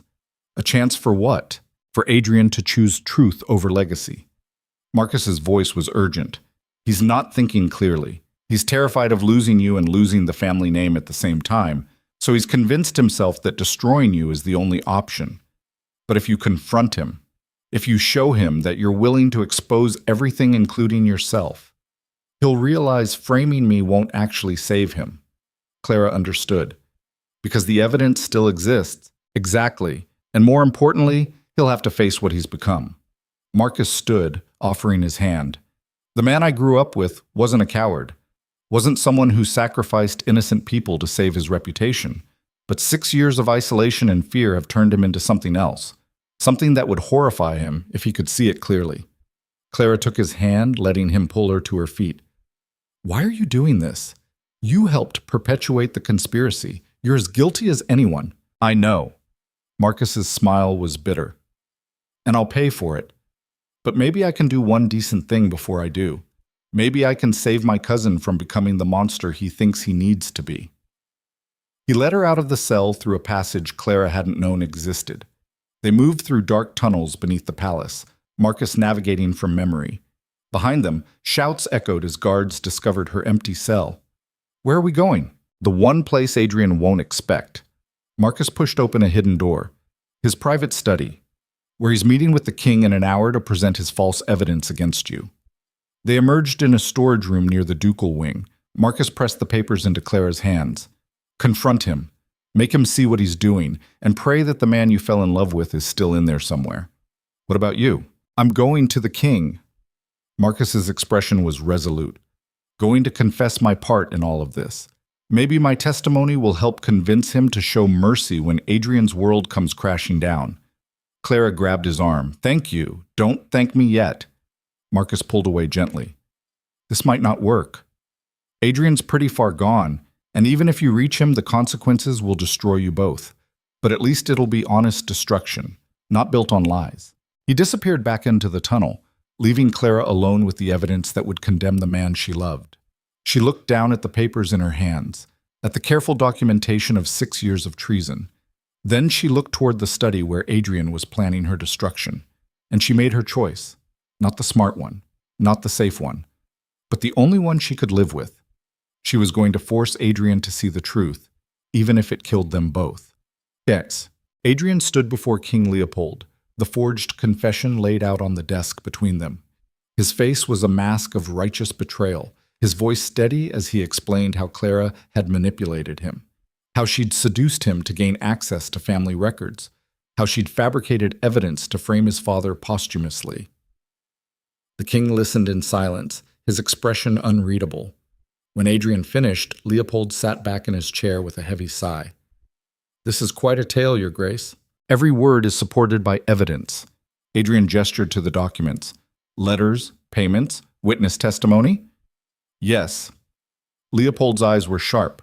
"Very thorough evidence, almost too thorough for something you supposedly just discovered. Your Majesty? Let me tell you what I think happened." The king stood, moving to the window. "I think you found out your father was part of Whitfield's conspiracy. I think Clara was about to expose it, and I think you panicked. Adrian's blood ran cold. Your Majesty, I assure you, I'm not finished. Leopold turned, and his gaze was steel. I've been king for 30 years, Blackthorn. I've seen every kind of lie and manipulation this court can produce. And this? This reeks of a desperate man trying to save his legacy at any cost. The evidence is real. Oh, I'm sure some of it is. Leopold moved closer. The trick with good lies is mixing truth and fiction, but you made one mistake. What? Clara Whitmore has spent her entire life in service. Dozens of people can vouch for her character, for her integrity. And you expect me to believe she suddenly became a master manipulator capable of forging documents and orchestrating conspiracies? He shook his head. The girl who protected a servant boy from being beaten. That's who I choose to believe. Adrian felt the walls closing in. Your Majesty, you can't... The door slammed open. Adrian spun to find Clara standing there, papers clutched in her hands, guards trying to grab her. But she moved past them, her gray eyes locked on his face. Don't. Her voice cut through the chaos. Don't do this, Adrian. Miss Whitmore, the king's voice was sharp. How did you escape custody? That's not important. Clara moved to the desk, spreading out the real evidence. What's important is the truth. All of it. Adrian felt something crack in his chest as he looked at her. She was disheveled, tear-stained, clearly exhausted, but her spine was straight and her voice was steady. And in her eyes, he saw everything he'd been trying to escape. His own reflection. The monster he'd become. These are the real financial records, Clara continued, addressing the king. The ones that prove the Duke of Blackthorn's father was part of the initial conspiracy. The ones that show Adrian inherited stolen wealth. The ones that reveal the full scope of the treason. She turned to Adrian, and her voice softened. And the ones that prove you had no knowledge of any of it until 3 days ago. That you were investigating in good faith. That you genuinely tried to expose corruption even when it threatened everything you valued. Adrian stared at her, unable to process what he was hearing. You're defending me? After what I tried to do to you? I'm defending the truth. Clara's eyes filled with tears. Even when it hurts. Even when it costs everything. Because that's what you taught me. That's what you were trying to do before fear made you forget who you are. The king took the papers, scanning them quickly. His expression grew darker with each page. This is extensive. It's everything. Clara's voice never wavered. The full conspiracy from beginning to end. Including my own role in gathering evidence. Including the fact that I fell in love with the Duke of Blackthorn, and that might have compromised my objectivity. The room went silent. Adrian felt tears burning in his eyes for the first time in years. She was sacrificing herself to save him, exposing everything, including her own vulnerability, refusing to lie even when it would have been so easy. She was everything he'd thought he could never afford to be. Honest, brave, good. And he'd tried to destroy her for it. Your Majesty, Adrian's voice came out broken. Everything Miss Whitmore said is true. My father was a traitor. I inherited stolen wealth. And when I found out, I tried to frame an innocent woman to protect my legacy. He dropped to his knees, the full weight of what he'd almost done crashing over him. I'm guilty of conspiracy after the fact, of obstruction of justice, of attempted false imprisonment. Do with me what you will, but Clara is innocent. She's always been innocent. King Leopold looked between them for a long moment. Then he moved to his desk and rang a bell. Guards appeared immediately. Arrest Duke Blackthorn, the king commanded. He's to be held pending a full investigation into his family's crimes. He looked at Clara. As for you, Miss Whitmore, you're free to go. With my gratitude for your service to the crown, Your Majesty, Clara stepped forward. If I may, don't punish Adrian for his father's sins. He didn't know. And when he found out, he tried to do the right thing. He just lost his way for a moment. He tried to frame you for treason. I know, Clara's voice was quiet, and that's something he'll have to live with. But it doesn't erase everything he did before that. The investigation he led, the conspiracy he exposed, the justice he sought even when it hurt. The king was silent for a long moment. Then he looked at Adrian, still kneeling, tears streaming down his face. You're a lucky man, Blackthorn, to have someone willing to show you mercy after what you tried to do. I don't deserve it. Adrian's voice was hollow. No. But mercy isn't about deserving. Leopold's expression softened slightly. You're stripped of your title and lands. The crown will seize all assets connected to your father's crimes. You'll be banished from court indefinitely, and you'll spend the rest of your life knowing that you survived only because a servant girl you tried to destroy chose to save you anyway. He gestured to the guards. Take him away. And someone find Marcus Blackthorne. I believe he has a confession to make. As guards hauled Adrian to his feet, he looked at Clara one last time.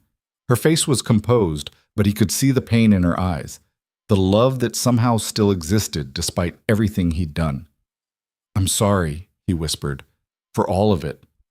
I know, Clara replied, and someday, maybe that will be enough. They led him away. Behind him, he heard Clara begin to cry, quiet sobs that tore at what remained of his heart. He'd lost everything: title, wealth, legacy. But the worst loss was standing in that room, weeping for a man who'd proven he didn't deserve her tears. Adrian had faced the test he'd been running from his whole life, the moment when he had to choose between love and legacy. And he'd chosen wrong. Now he'd spend the rest of his life learning to live with that choice, learning to be the man Clara had believed he could be, learning that some betrayals couldn't be forgiven, even by the people who loved you most. The Winter Duke was dead. In his place was just Adrian, broken, ashamed, and finally, terribly human. The cell was smaller than Adrian remembered, darker.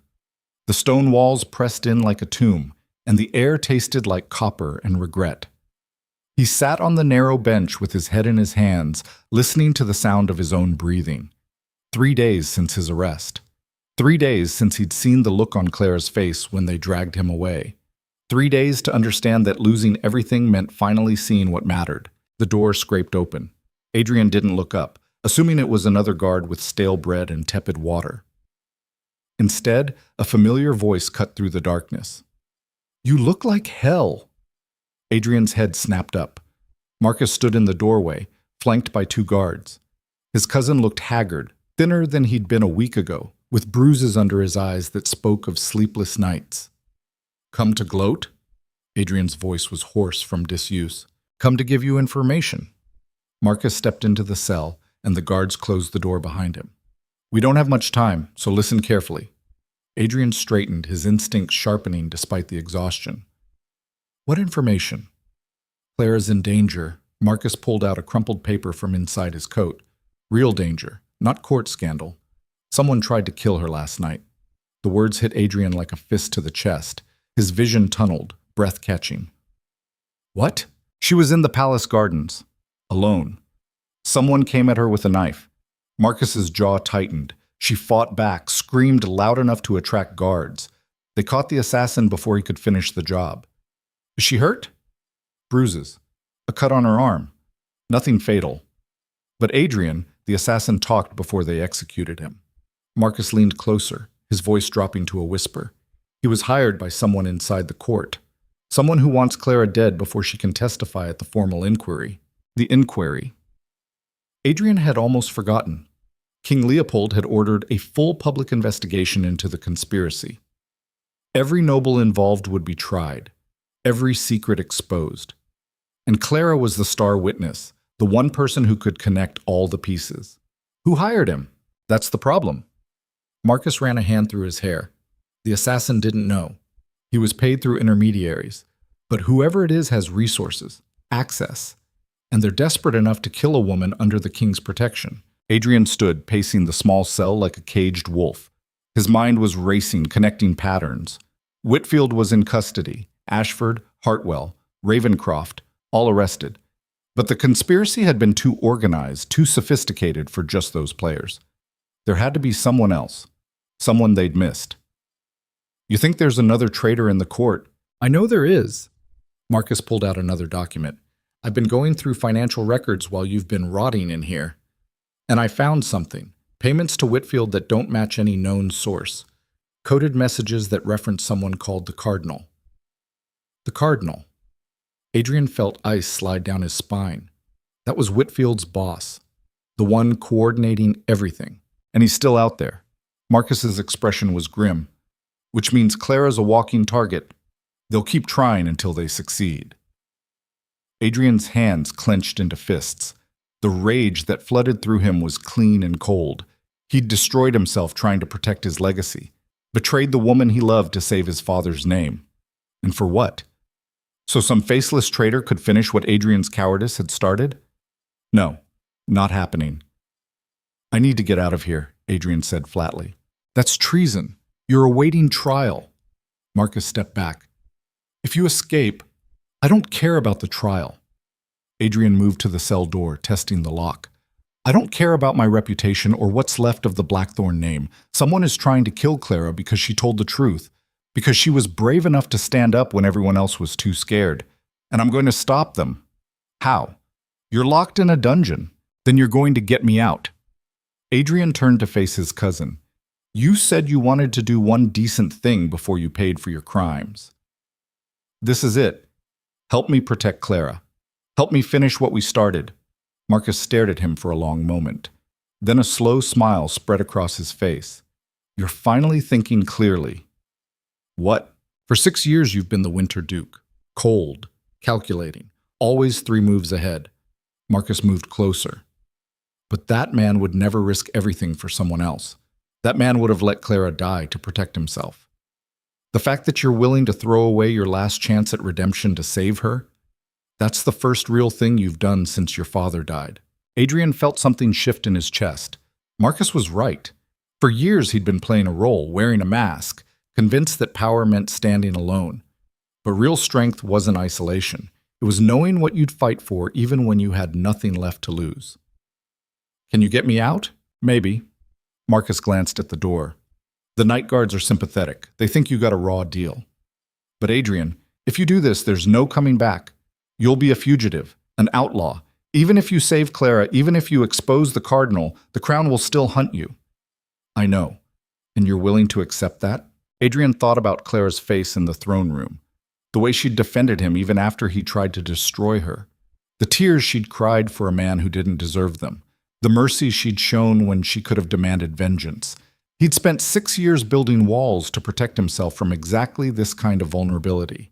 And in 3 weeks, Clara had torn every wall down and shown him what it meant to actually live instead of just survive. She saved me, Adrian said quietly, when she should have let me burn. The least I can do is return the favor. Marcus nodded slowly. Then we move tonight. There's a shift change at midnight. I've bribed the new guards to look the other way for 10 minutes. That's all the time you'll have to get clear of the palace. And then? Then you find Clara and you protect her until the inquiry. Marcus's expression hardened. And you figure out who the hell the cardinal is before they kill everyone who knows the truth. Exact. The shift change came at midnight exactly. Adrian heard the guards talking in low voices, the clink of keys, the scrape of boots on stone. Then his cell door swung open and Marcus appeared, dressed in guard's armor that fit poorly. Move now. They ran through darkened corridors, Marcus leading the way through passages Adrian had never known existed. Behind them, shouts echoed as someone discovered the empty cell. But Marcus had planned the route carefully, down, through the kitchens, out through the servants' entrance where nobles never looked. The night air hit Adrian's face like a blessing. He'd forgotten what freedom tasted like. They sprinted across the palace grounds, staying in shadows, moving toward the outer wall where Marcus had arranged horses. Where is she? Adrian demanded as they mounted. Safe house in the old quarter. Marcus kicked his horse into motion. Lady Pemberton owns it. Former patroness of the arts, hates the current regime. She's hiding Clara until the inquiry. Can we trust her? No. Marcus shot him a grim look. But she hates Duke Ravencroft more than she fears the crown. And right now, enemy of my enemy is the best we've got. They rode hard through empty streets, hooves clattering on cobblestones. Adrian's heart pounded with an intensity that had nothing to do with exertion. Every second Clara was exposed, vulnerable, a target. Every second he wasn't there to protect her felt like a countdown to disaster. The safe house was a narrow townhouse wedged between larger buildings, easy to miss if you didn't know to look. Marcus dismounted, pounding on the door in a specific rhythm. After a long moment, it cracked open.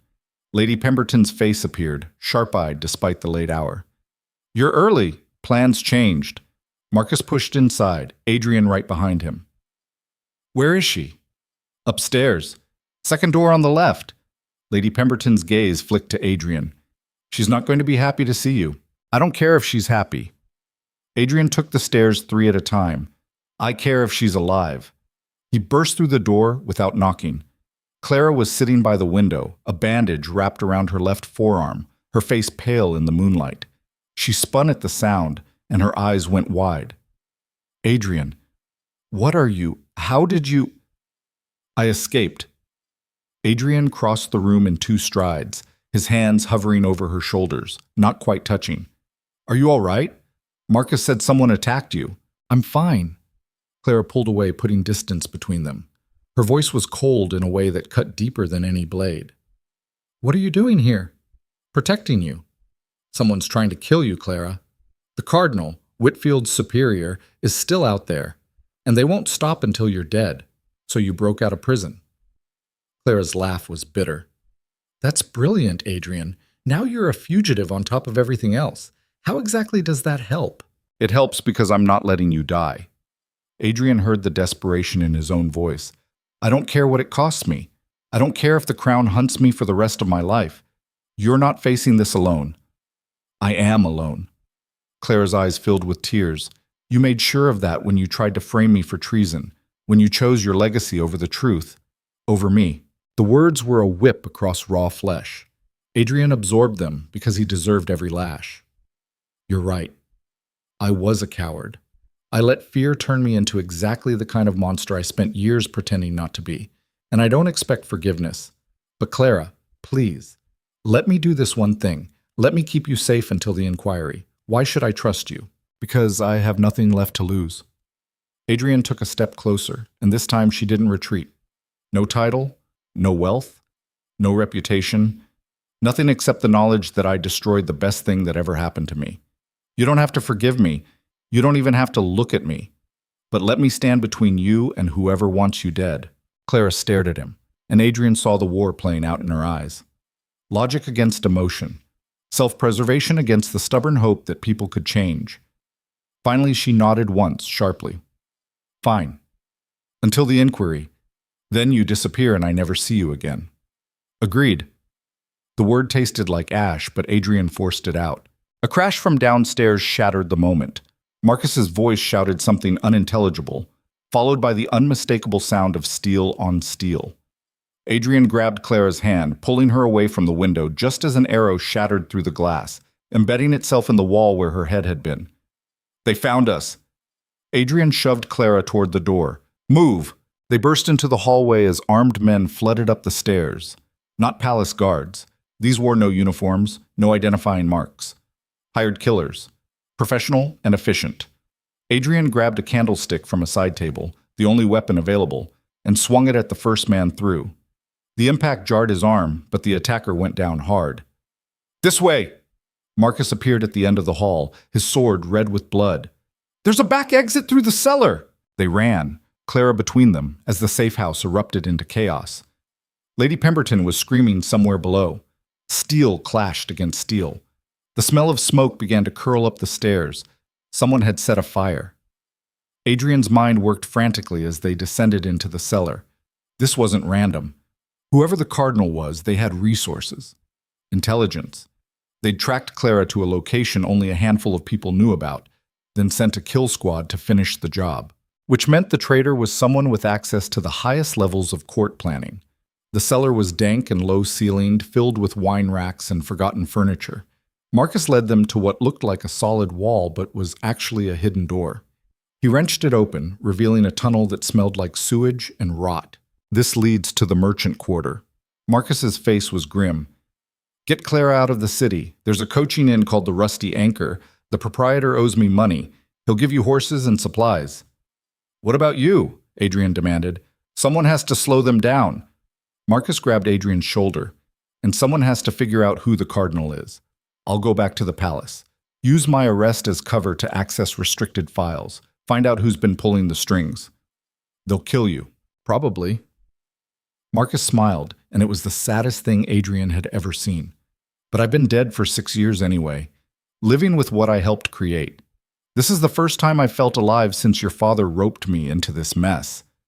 Let me go out doing something that matters. Adrian pulled his cousin into a fierce embrace. Thank you.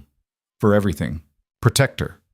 Marcus pulled away, already turning back toward the stairs. And Adrian? Be the man she believed you could be, not the one your father wanted you to become. He disappeared into the smoke and chaos. Adrian grabbed Claire's hand, and they plunged into the tunnel. Behind them, the sounds of fighting intensified. Ahead, darkness and the unknown. The tunnel seemed endless. Adrian's breath came in ragged gasps, his legs burning from the sprint. Claire kept pace beside him, her hand tight in his, neither of them speaking. There was nothing to say. Words were for people who had time and safety. They had neither. They emerged in an alley behind a butcher's shop, the night air shockingly cold after the tunnel's oppressive heat. Adrian pulled Clara into the shadows, his eyes scanning for threats. The streets were empty, but that meant nothing. Assassins could be anywhere. We need to split up. Claire's voice was steady despite the fear in her eyes. 2 targets are harder to track than 1. No. Adrian's grip on her hand tightened. That's exactly what they want. Divide and conquer. We stay together. Adrian, be realistic. You're a fugitive. I'm a witness. We're both marked for death. Our only chance is figuring out who the cardinal is and stopping them before the inquiry. Adrian forced himself to think past the adrenaline and fear. Someone with court access. Someone who benefits from keeping the conspiracy hidden. Someone who'd rather burn the kingdom than face justice. The list of suspects was long. Half the nobility had something to hide, but not many had the resources to organize this level of coordinated attack. Adrian's mind raced through names, discarding and reconsidering.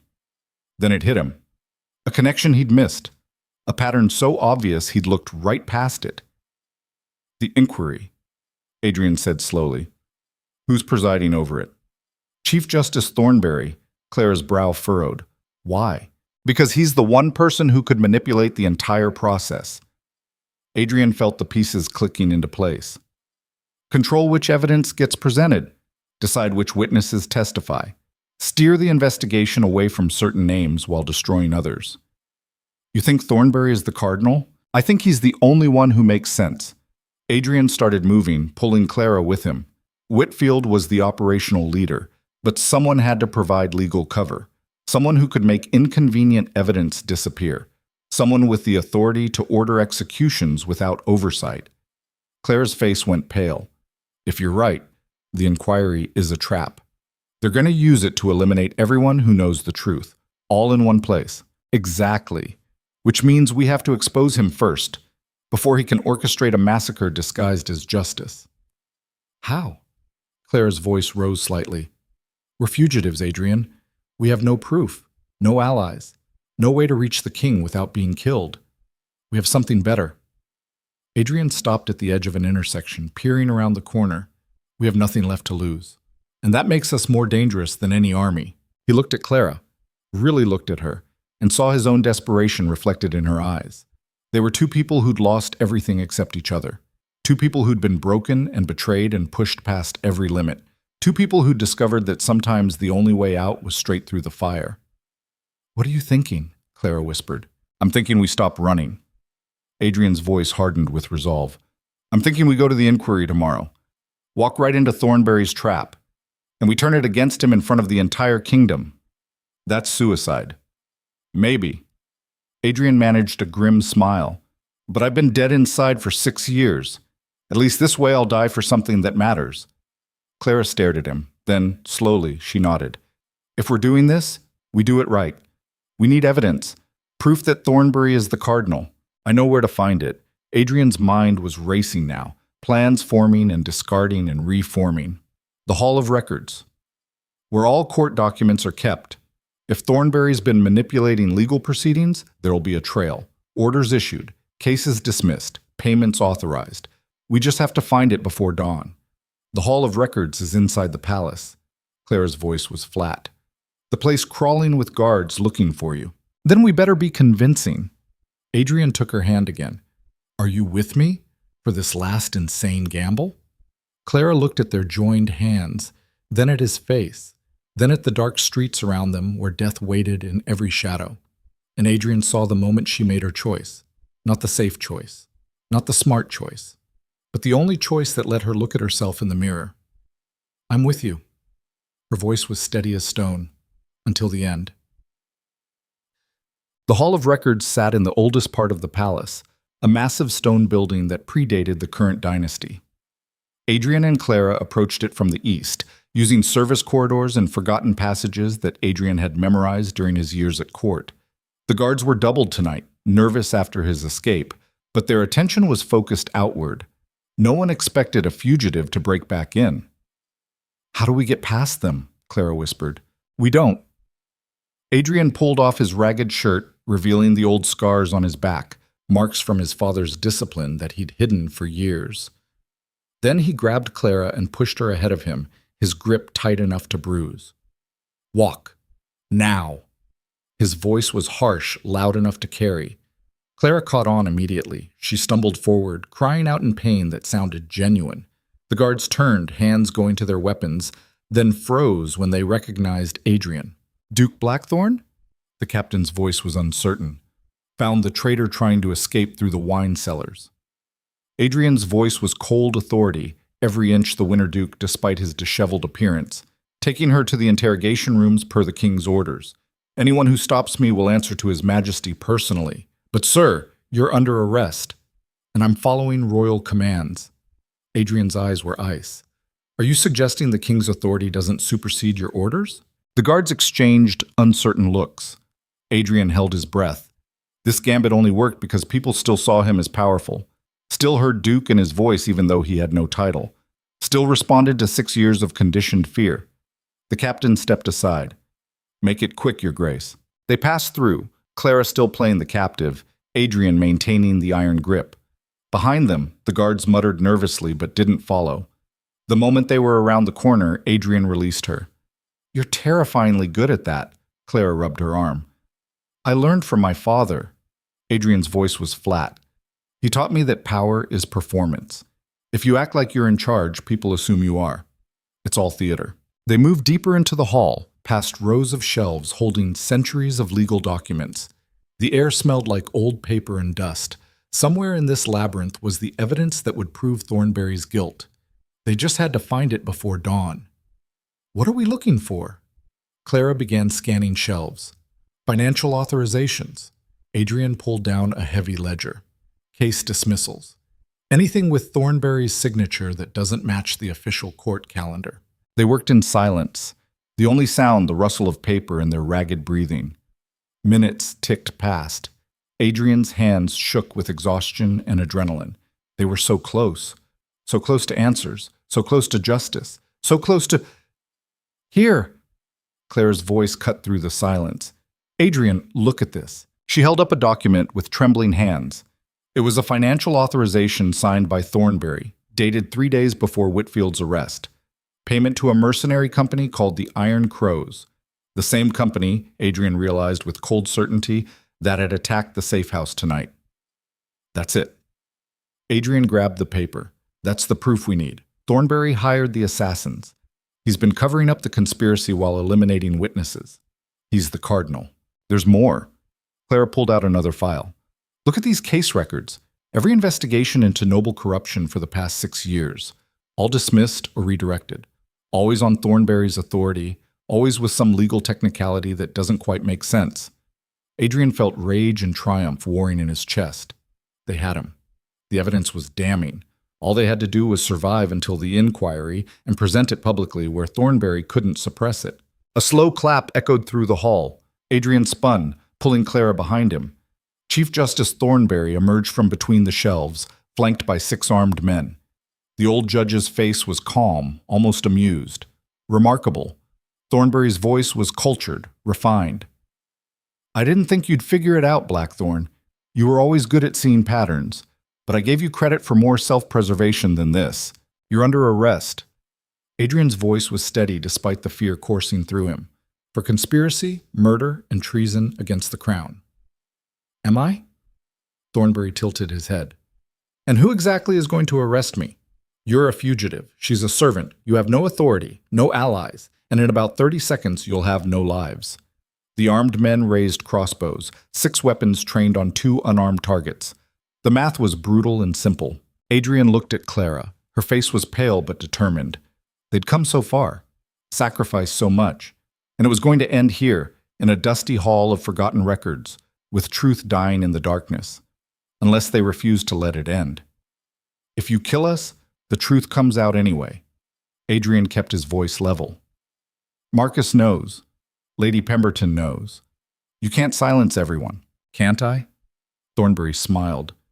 Marcus Blackthorne died an hour ago, killed resisting arrest after helping you escape. Lady Pemberton's house burned to the ground with everyone inside. And when I find the documents you're holding, they'll conveniently be destroyed in the same fire that claims this hall. No. The word escaped Clara like a sob. Yes. Thornbury's eyes were cold. This is how power really works, Miss Whitmore. Not through justice or truth or any of the noble principles you've been clinging to. Power belongs to those willing to do whatever it takes, to burn everything down rather than face consequences. Adrian felt Clara's hand slip into his. He squeezed it, trying to communicate everything he'd never said. Apology. Gratitude. Love. In seconds they'd be dead, but at least they'd be together. Then a voice rang out from the entrance. Stand down! All of you! Now! King Leopold strode into the hall, surrounded by royal guards. Behind him came Duke Ravencroft, Duchess Hartwell, Lord Ashford, all the conspirators who should have been in cells, all wearing the expressions of people who'd made a deal. Adrian's mind reeled. This was wrong. This was, Your Majesty. Thornbury's smile never wavered. What excellent timing. I've just apprehended the fugitive Duke of Blackthorne and his accomplice. They were attempting to destroy evidence. That's not true, Clara's voice cut through. We found proof that Thornbury is the cardinal, that he's been orchestrating everything. Lies from a desperate girl. Thornbury gestured dismissively. Your Majesty, surely you see... I see quite a lot, actually. King Leopold's voice was granite, including the documents my men found in your private chambers an hour ago. The ones detailing your role as coordinator of the entire conspiracy. The ones that prove you've been manipulating my court for 6 years. Thornbury's face went white. Those are forgeries, clearly planted by me. Duke Ravencroft stepped forward, and Adrian saw something he'd never expected in the old Duke's eyes. Shame, genuine remorse. I testified against you, Thornbury, told the king everything, how you recruited us, how you threatened our families, how you made us complicit in treason to save ourselves. You fool. Thornbury spun on Ravencroft. Do you think confessing will save you? You're all going to hang. Perhaps. Duchess Hartwell's voice was quiet. But we'll hang for what we actually did, not for your crimes. She looked at Clara. We're sorry, Miss Whitmore, for the gossip, the cruelty, all of it. You were right to expose us. We were just too cowardly to face it. Adrian stared at the assembled nobles, these people who'd tried to destroy them, now standing as unlikely allies. It made no sense, unless... Marcus? Adrian looked at the king. He got to them, didn't he? Before he died? He's not dead. King Leopold's expression softened slightly. Your cousin survived his arrest. Barely. And he used his testimony to broker a deal. The conspirators turn on Thornbury and testify at the inquiry, and in exchange their sentences are reduced to exile instead of execution. And you believed them? I verified independently. The king's gaze shifted to Thornbury. Every document, every testimony, all of it points to you, Chief Justice. You're the cardinal, and tomorrow, in front of the entire kingdom, you'll face the consequences. Thornbury's mask finally cracked, his face twisted with rage and desperation. You think this ends anything? You think exposing me fixes the rot? This kingdom is corrupt to its core.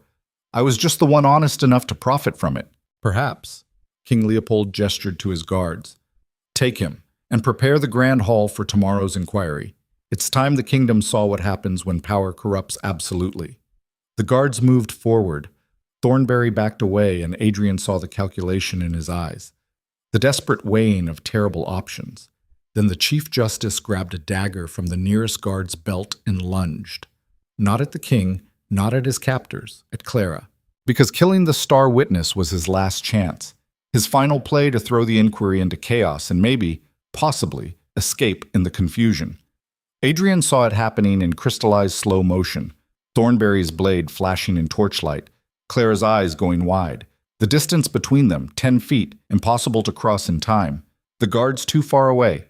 The king shouting, everything converging on this single moment where everything would be decided. And Adrian did the only thing he could. He threw himself between the blade and Clara. The impact knocked him backward. White-hot pain exploded across his chest as steel bit deep. He heard Clara screaming, felt strong hands catching him. Saw Thornberry being swarmed by guards. Finally, too late.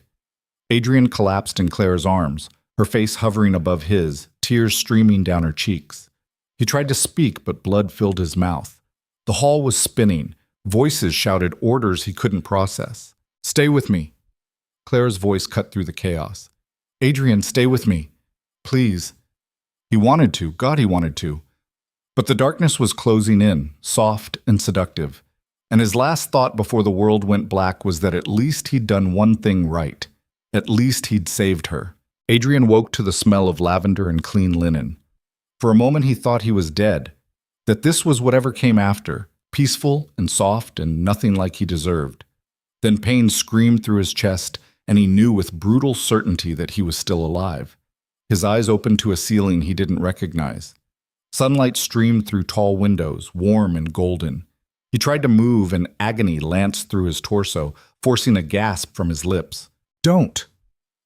A hand pressed gently against his shoulder. You'll tear the stitches. Adrian turned his head, every movement an exercise in controlled suffering. Clara sat beside the bed, her face drawn with exhaustion, but her eyes clear. She looked like she hadn't slept in days, like she'd been sitting vigil over a man who'd tried to destroy her and then thrown himself on a blade to save her life. How long? His voice came out as a rasp, throat raw from disuse. 4 days. Clara reached for a cup of water, helping him drink with a tenderness that made his chest ache worse than the wound. The physician said you were lucky. Another inch to the left and Thornberry's blade would have hit your heart. Maybe that would have been better.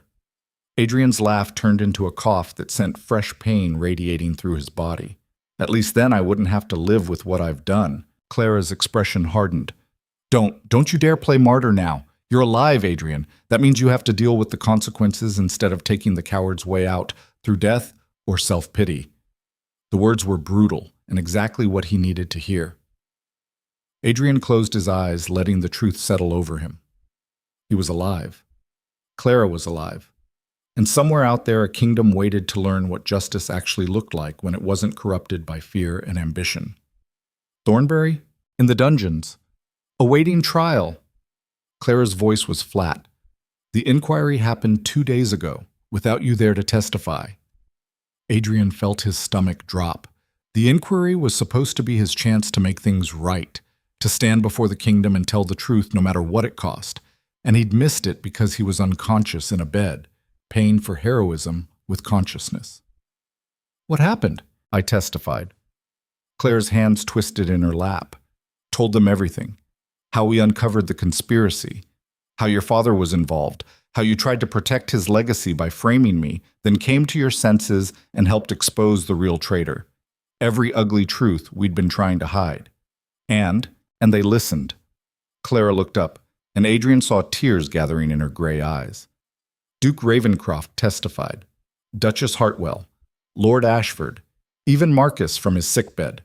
They all corroborated the story, showed how Thornberry had been manipulating everyone, how he'd threatened families and destroyed lives to maintain control. Adrian felt something tight in his chest begin to loosen. The truth was out, all of it. The conspiracy exposed in the harsh light of public scrutiny. No more secrets, no more lies. Just the brutal reality of what corruption looked like when you stopped pretending it was acceptable. What was the verdict? Thornberry hangs tomorrow at dawn. Clara's voice was quiet. Ravencroft, Hartwell, and Ashford are exiled for life. Their estates seized, their titles revoked. They'll live out their days in foreign lands, stripped of everything they valued. And me? Clara was silent for a long moment. King Leopold is still deciding. You exposed the conspiracy, but you also tried to obstruct justice. You escaped custody. You broke a dozen laws trying to protect me. The nobles are divided. Some say you're a hero. Others call you a criminal." She met his eyes. "The king asked me what I thought your sentence should be." Adrian's heart pounded despite the pain. "What did you say?" "That you should live." Clara's voice broke. "That you should live and carry the weight of what you've done. That death would be mercy you haven't earned yet. That real redemption only comes from facing every day knowing you destroyed yourself trying to be something you weren't, and then building something new from the ruins." "That's cruel." "Yes." A ghost of a smile touched Clara's lips. "I learned from the best." The door opened before Adrian could respond. King Leopold entered, his presence filling the room despite his modest height. The monarch looked older than Adrian remembered, carved by the weight of betrayal and the burden of judgment. "Your Grace," the king's voice was neutral. "Or should I simply call you Adrian now, since your title is in question?" Adrian tried to sit up, failed, settled for turning his head. "Your Majesty, whatever you decide, I'll accept it. Will you?" Leopold moved to the window, looking out over the palace grounds. "Because from what I understand, you've spent most of your life not accepting things. Fighting, controlling, manipulating, building walls so high nobody could see the scared boy underneath." The observation was too accurate to deny. Adrian had spent 6 years constructing an identity designed to protect him from exactly this kind of vulnerability. And in 3 weeks, Clara had demolished every defense and shown him that the scared boy had been running the whole time. "I won't fight your judgment," Adrian said finally. "I'm done running, done pretending I'm stronger than I am. If you want to execute me for my crimes, I won't resist." "Oh, I'm not going to execute you." Leopold turned from the window, and there was something almost amused in his expression. "That would be far too easy. No, I'm going to do something much worse." Adrian braced himself for whatever punishment the king had devised. Torture, life imprisonment, public humiliation. He'd earned all of it and more. "I'm going to give you a chance to prove you've changed." Leopold sat in the chair on the other side of the bed. "Your title is revoked. The Blackthorn estates are seized. Everything you inherited from your father's crimes is forfeit to the crown. You're stripped of nobility, Adrian, as common as the servant girl you fell in love with." Clara made a small sound of protest, but the king raised a hand. However, Leopold's gaze was sharp. "You exposed a conspiracy that would have destroyed this kingdom. You protected my witness at great personal cost, and you threw yourself on a blade meant for her. Those actions deserve acknowledgement." So he leaned back, studying Adrian like a puzzle to be solved. "Here is my judgment. You're banished from court for 5 years. During that time, you'll work to repay the treasury everything your father stole, every coin.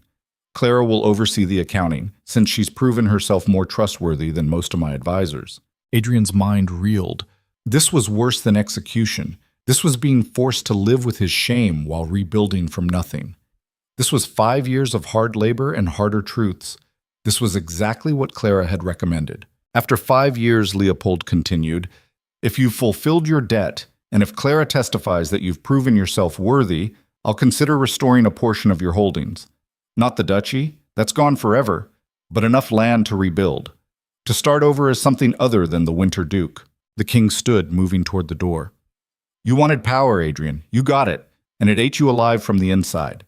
Now you get to learn what it means to build something without the advantage of fear and wealth, to earn respect instead of demanding it, to be loved instead of commanding it." He paused at the threshold. 5 years. Prove you're more than your father's legacy, or don't. Either way, you'll know who you really are when nobody's afraid of you anymore. Leopold left. The silence that followed was thick with unspoken questions. Adrian stared at the ceiling, trying to process what had just happened. He was free. Sort of. Alive. Definitely. And bound to Clara in a way that would force them to confront their shared damage every single day for years. It was a sentence designed by someone who understood that living with your choices was harder than dying for them. "Say something." Clara's voice was small.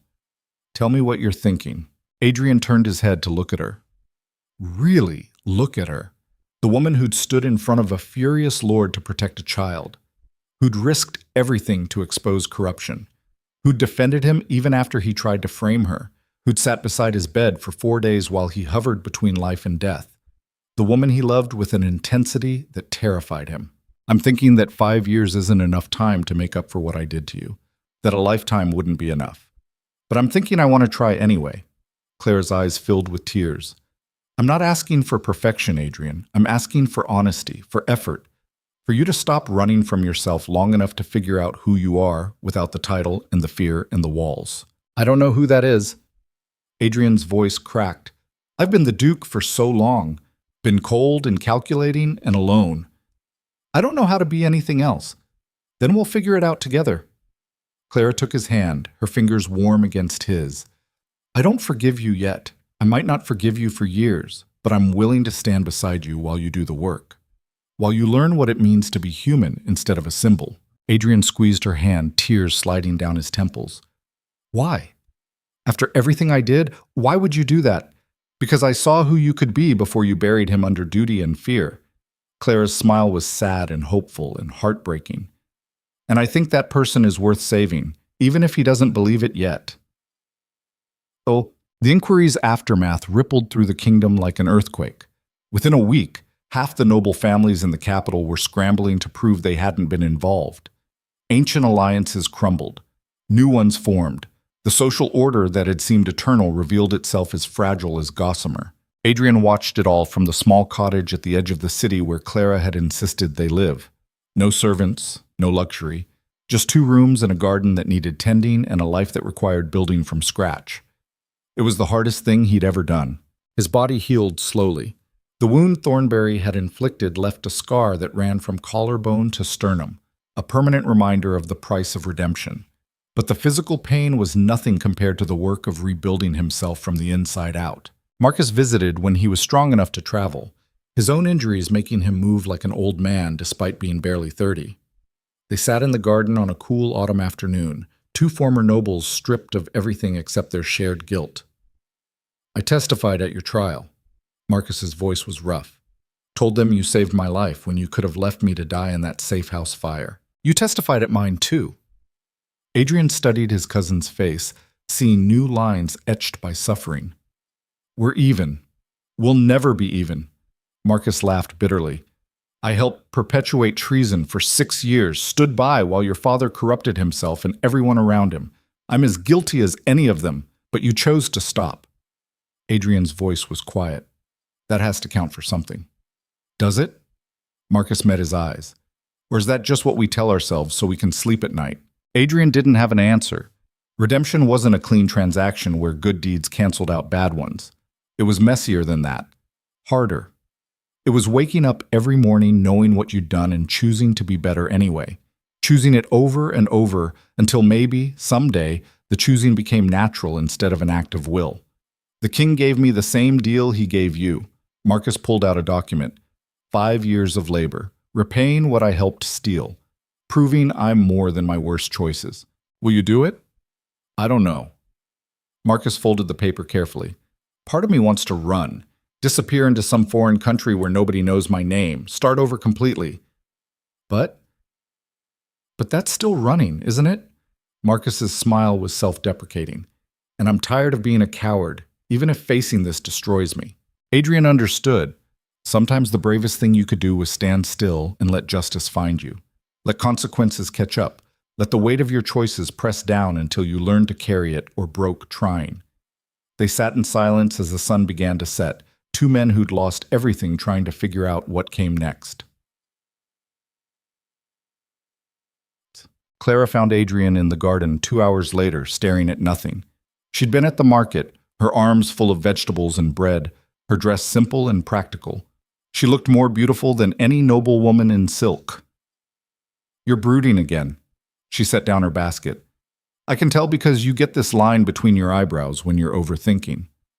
I'm not brooding. Adrian looked up at her. I'm contemplating. That's just brooding with better vocabulary. Clara sat beside him, close enough that their shoulders touched. What are you contemplating? Whether I can actually do this. Adrian gestured vaguely at the cottage, the garden, the life they were trying to build. Whether 5 years is enough time to become someone worthy of you. You're asking the wrong question. Clara's voice was gentle.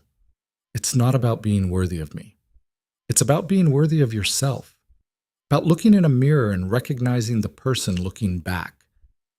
I don't know if I'll ever recognize him. Adrian turned to face her. The Duke is dead. But I don't know who Adrian is without that armor, without the fear keeping everyone at a distance. Then we find out. Clara took his hand, lacing their fingers together. Day by day, choice by choice, we build something new from what's left. Adrian looked at their joined hands, at the calluses forming on his palms from actual labor, at the dirt under his fingernails from tending the garden. 6 weeks ago, he'd commanded servants with a word. Now he was learning to grow his own food. The reversal should have been humiliating. Instead, it felt like freedom. Tell me something true. His voice was rough. Something you've never said before. Clara was quiet for a long moment. When I testified at the inquiry, they asked me if I loved you. She met his eyes. I said no, because admitting it felt like betraying myself, like accepting that I'd fallen for someone who hurt me deeply. Adrian's chest tightened. I understand. But it was a lie. Clara's voice cracked. I do love you, even after everything, even knowing you tried to destroy me. I loved the man who protected a servant boy, who exposed corruption despite the cost, who threw himself on a blade without thinking. She wiped at her eyes. I hate that I love you, but I can't seem to stop. Adrian pulled her close, ignoring the pain in his chest. I don't deserve this. Don't deserve you choosing to love me anyway. Probably not. Clara's laugh was watery. But love isn't about deserving, it's about choosing. And I'm choosing you. Not the Duke, not the legacy, just you. Flawed and damaged and trying to be better. Adrian pressed his face into her hair, breathing in the scent of market soap and sunshine. This was intimacy he'd never allowed himself. Vulnerability without calculation. Connection without control. It was terrifying and exhilarating and more real than anything he'd experienced in 6 years of power. I'm going to fail. His voice was muffled against her shoulder. I'm going to make mistakes. Hurt you again without meaning to. Disappoint you. I know. Clara pulled back enough to look at him. And when you do, I'll tell you. We'll fight. We'll work through it. That's what real love is, Adrian. Not the fairy tale. The messy, difficult work of choosing each other even when it's hard. Adrian kissed her then, soft and tentative, asking permission with every movement. Clara kissed him back, her hands coming up to frame his face, and for a moment the world narrowed to just this. Just them. Just the possibility that maybe, impossibly, they could build something good from the wreckage. When they pulled apart, the sun had set completely. Stars emerged overhead, cold and distant and beautiful. Adrian thought about the Winter Duke who'd looked at those same stars and felt nothing, who'd armored himself so thoroughly that beauty couldn't touch him. That man was gone, and Adrian was surprised to find he didn't mourn him. Diasik. Thornberry hanged at dawn on a gray morning that tasted like rain. Adrian didn't attend the execution, neither did Clara. They heard about it secondhand from Marcus, who'd watched with the grim satisfaction of a man seeing justice finally delivered. He didn't beg. Marcus's voice was flat, didn't cry or plead, just stood there and accepted it. I don't know if that makes him brave or just empty, maybe both. Adrian poured tea with hands that only shook slightly. Maybe he'd been hollow for so long he didn't know how to feel anymore. Is that what would have happened to you? Marcus asked quietly. If Clara hadn't stopped you, would you have become that empty? Adrian thought about the man he'd been in those terrible days after discovering his father's treason. The cold calculation. The willingness to sacrifice innocence to preserve legacy. The absolute certainty that survival meant standing alone. Yes, the admission tasted like ash. I would have become exactly that. A shell going through the motions of power without remembering why power mattered in the first place. Marcus nodded slowly. Then she saved more than your life. She saved your soul. Adrian wanted to dismiss it as melodrama, but he couldn't. Clara had seen him at his worst and refused to let him disappear into that darkness. Had held up a mirror and forced him to see what he was becoming. Had offered him a path back to humanity, even when he didn't deserve it. That was the real gift. Not forgiveness, not love, but the chance to be better than his worst moment. The work of repayment began in earnest that winter. Adrian took employment at a merchant house, using his financial knowledge to audit accounts and track shipments. It was honest labor, well paid, and completely mundane. No one bowed when he entered. No one feared his displeasure. He was simply Adrian, a man with a head for numbers and a past nobody talked about. At first, the anonymity was suffocating. He'd spent 6 years being recognized everywhere he went, commanding attention with his presence alone. Now he was invisible, just another clerk in a city full of them. But slowly, imperceptibly, the invisibility became liberating. He could make mistakes without them becoming scandals, could have conversations without calculating every word, could fail without it reflecting on his family name because he had no family name anymore. He was just himself. And that self, he was discovering, wasn't nearly as terrible as he'd feared. Clara worked alongside him in her own way, managing the books that tracked their repayment to the crown. She was meticulous, unforgiving in her accuracy, refusing to let him pretend they'd paid back more than they had. Every coin counted, every debt acknowledged. They fought sometimes, sharp arguments that revealed old wounds and new frustrations, Adrian's tendency to control, Clara's inability to trust fully, the scar tissue from his betrayal that hadn't finished healing. But they fought honestly, without games or manipulation. And afterward, they talked, worked through it, learned each other's damage and how to navigate around the sharp edges. It wasn't the romance ballads sang about. It was harder, messier, more real. And Adrian found himself grateful for every difficult conversation because it meant they were building something genuine instead of performing something beautiful. What?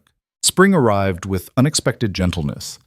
The garden Adrian had planted began to bloom, tiny shoots of green pushing through soil that had been barren weeks before. He knelt in the dirt, coaxing life from earth, and thought about metaphors he was too tired to fully articulate. Clara found him there, her hands dusty from the mill where she'd been negotiating grain prices. She knelt beside him, examining the emerging plants with satisfaction. Tomatoes? And beans. Maybe some squash if I didn't kill them with my incompetence. Adrian sat back on his heels. Who knew growing food was this difficult? People who've been doing it their whole lives. Clara's tone was dry. Welcome to the experience of 90% of the kingdom, Your Grace. Just Adrian. He caught her hand. No more titles. I don't want to be Your Grace ever again. Clara studied him for a long moment. Good, because I never liked the Duke much anyway. But Adrian? She smiled. Adrian, I could learn to love completely. Could learn? I thought you already... I do. Clara's expression turned serious. But there are levels to love, Adrian. There's the desperate, consuming kind that burns hot and fast. And then there's the steady kind. The kind that builds slowly over years of choosing each other, of doing the work. That's the kind I want with you. Adrian felt something settle in his chest, a peace he hadn't known he was searching for. She was right. The love that had ignited between them had been wild and destructive, fueled by danger and desperation. But this slow building of trust and partnership and genuine affection, this was stronger than any passion. This could last. Then let's build it. Adrian pulled her close, dirt and all, slowly, honestly, for as long as it takes. Clara kissed him, soft and sweet, and Adrian tasted possibility in it. The possibility that damaged people could heal, that mistakes didn't have to define you forever, that redemption was a journey, not a destination, and sometimes the journey was enough. Ichasik. The 5-year mark arrived on a morning that felt like any other. Adrian woke in the cottage that had become home, Clara warmed beside him, sunlight streaming through windows that needed washing. He lay still, taking inventory of his life. The debt to the crown was paid, every stolen coin accounted for and returned. It had taken brutal discipline and sacrifice, but they'd done it, together. His body still carried scars, the chest wound from Thornberry's blade, various injuries from 5 years of actual labor. But he was stronger than he'd been as Duke, harder in some ways, softer in others. And Clara, she was everything, partner, conscience, the one person who'd seen him at his absolute worst and chosen to stay anyway. They'd fought and healed and built something so far removed from the fairy tale romance he'd once scorned that it barely resembled love as the nobility understood it. But it was love, the real kind, the kind that endured. You're thinking too loud. Clara's voice was sleep rough. I can hear your thoughts from here. Adrian smiled against her hair. Just taking stock. 5 years. We made it. Did you doubt we would? Yes. The honesty came easier now. Every day for the first year, every week the second. By the third year, only occasionally. Now? He turned to face her. Now I'm just grateful. Clara's eyes opened, gray and clear and full of affection that still took his breath away. The king wants to see us today. Something about your sentence being complete. Adrian had almost forgotten. The possibility of partial restoration, land, a minor title, a chance to rebuild the Blackthorn name as something other than a cautionary tale. Except he found he didn't care much about any of that anymore. What do you want? He asked Clara. If Leopold offers me back some of what I lost, what do you want me to say? Clara was quiet for a long moment. I want you to be honest. If you want to return to nobility, to try rebuilding, I'll support you. But if you've found peace in this life, in being ordinary, then choose that. And you? What do you want? I want you happy. Clara's smile was soft. Duke or commoner, rich or poor, I just want you whole. Want us whole. Adrian kissed her, long and deep, trying to communicate what words couldn't quite capture. Then he climbed out of bed, moving through morning routines that had become comfortable. Washing, dressing in simple clothes, making breakfast together in their tiny kitchen.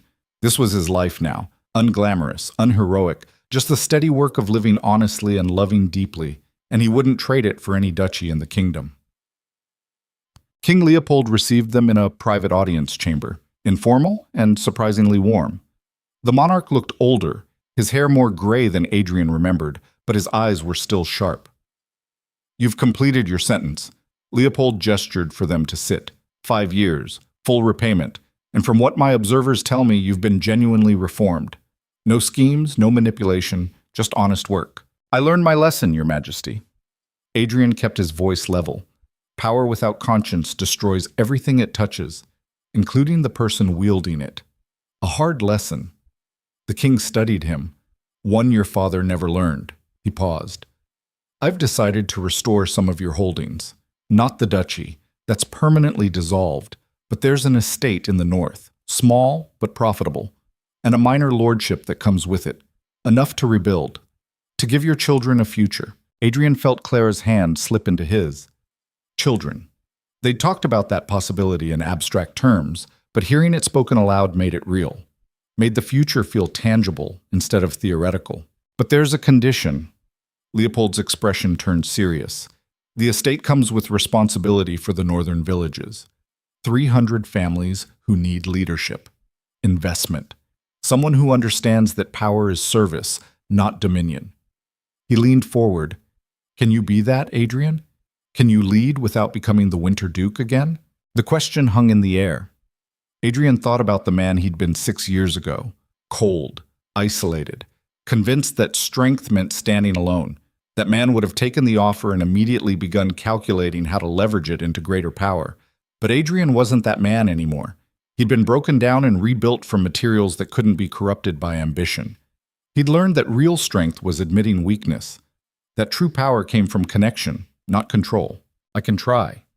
Adrian's voice was steady. I can't promise I won't make mistakes. Can't promise I'll always get it right. But I can promise to listen to the people I serve, to value their lives as much as I value my own, to remember that leadership is earned every day through action, not inherited through blood. Leopold smiled. That's all I'm asking. He pulled out documents. The estate is yours. Use it well. Build something worth leaving to those theoretical children. Adrian took the papers with shaking hands. This was more than he'd hoped for, more than he deserved. A genuine second chance to do things right. There's one more thing. The king looked at Clara. You've proven yourself uncommonly capable these 5 years. Sharp mind, honest character. I'd like to offer you a position as royal auditor, overseeing treasury accounting, making sure what happened with Thornbury never happens again. Clara's eyes went wide. Your Majesty, I'm honored, but you're qualified. Leopold's tone left no room for argument. More qualified than half the nobles I've got managing finances. And you're not beholden to family interests or political games. You tell the truth no matter who it hurts. That's exactly what I need. Clara looked at Adrian, and he saw the question in her eyes. This would mean staying in the capital, maintaining the cottage, living apart from the northern estate part of the year, It would complicate their life together. Take it. Adrian squeezed her hand. You've earned this 100 times over, and we'll make it work. Clara turned back to the king, her spine straightening with decision. I accept. On one condition. Name it. I want full authority to investigate any financial irregularity I find, no matter who's involved. No interference from nobles trying to protect their interests. Leopold laughed. Granted. They'll be warned, you'll make enemies. I've survived worse. Clara's smile was sharp. I can handle a few angry lords. They left the palace in a daze, documents clutched in their hands, their future rewritten in the space of an hour. Adrian felt overwhelmed by the weight of possibility. An estate, responsibility, the chance to build something good, and fear. What if he failed? What if he became the Winter Duke again, corrupted by the smallest taste of power? You're overthinking again. Clara bumped his shoulder. I can see it happening. How do you always know? Because I know you. Clara stopped walking, turning to face him fully. Know when you're spiraling into doubt. Know when you need someone to pull you back. She took both his hands. Listen to me, Adrian. You're not your father. You're not the Duke you used to be. You're a man who spent 5 years proving he could change. Trust that. What if I forget? What if the power goes to my head? Then I'll remind you. Clara's voice was steel wrapped in silk. I'll be your conscience when yours fails. Your mirror when you can't see clearly. That's what we do for each other. We keep each other honest. Adrian pulled her into an embrace, burying his face in her hair. This was what he'd been missing for 6 years. Someone who'd challenge him, ground him, love him enough to call him on his worst impulses. Marry me. The words escaped before he'd consciously decided to say them. Clara went still in his arms. What? Marry me. Adrian pulled back enough to see her face, not because society expects it, not because it's politically convenient, but because I want to spend the rest of my life choosing you, building with you, being the best version of myself with you as witness and partner, and the woman I love more than ambition or power or legacy. Tears streamed down Clara's cheeks. That was possibly the worst proposal I've ever heard. Too long, too wordy. Very you. Is that a yes? Of course it's a yes, you impossible man. Clara laughed through tears. Though I have conditions. Name them. We do this as equals, no lord and servant dynamic, no one bowing or scraping. We're partners in everything or we're partners in nothing. Agreed. Adrian felt joy rising in his chest like dawn. What else? You teach our children about your mistakes. Don't hide the ugliness. Don't pretend you were always good. They need to know that people can fail terribly and still choose to be better. I can do that. Adrian's throat was tight. Anything else? Promise me that if you ever feel yourself slipping, if you start calculating and manipulating and building walls, promise you'll tell me. Let me help before it goes too far. I promise. Adrian cupped her face in his hands. I'll spend the rest of my life keeping that promise. They kissed there in the street, uncaring who saw or what anyone thought. A former duke and a servant. Two broken people who'd found each other in the worst circumstances and somehow, impossibly, built something beautiful from the wreckage. The wedding was small. Marcus stood as Adrian's witness, still bearing scars from his own 5 years of labor, but standing straighter than he had in a decade. Lady Pemberton attended, recovered from the fire and fierce in her support. The king sent a gift, a set of financial ledgers with a note saying good luck keeping him honest. And when Clara walked toward Adrian in a simple dress that cost less than the flowers at his mother's funeral, he thought he'd never seen anything more beautiful. No jewels, no elaborate ceremony, just two people promising to choose each other, every day, for as long as they both lived. The vows were traditional, but Adrian heard the weight behind each word. For better or worse, richer or poorer, in sickness and health. He'd experienced every extreme, had been the richest man in the kingdom and the poorest, had nearly died and clawed his way back to life. And through it all, Clara had been there, witnessing, challenging, loving him anyway. When they were pronounced married, Adrian kissed his wife with the reverence of a man who knew exactly how close he'd come to losing everything that mattered. They moved to the northern estate in late summer, The manor house was modest by ducal standards, 20 rooms instead of 200, but it felt like a palace after 5 years in a cottage. Adrian walked through it with Clara, already planning improvements. A school for village children, better roads, investment in the mill and the smithy. This was power reimagined, not domination, but stewardship, not control, but service. He would lead these people by earning their respect, not demanding their fear. The villagers were wary at first. They'd heard stories about the Winter Duke, the cold lord who'd fallen from grace. But Adrian showed up to community meetings and listened more than he spoke. He worked alongside farmers during harvest. He paid fair wages and settled disputes with justice instead of favoritism. Slowly, suspicion turned to cautious acceptance. Acceptance turned to respect. And respect, Adrian learned, was so much more satisfying than fear had ever been.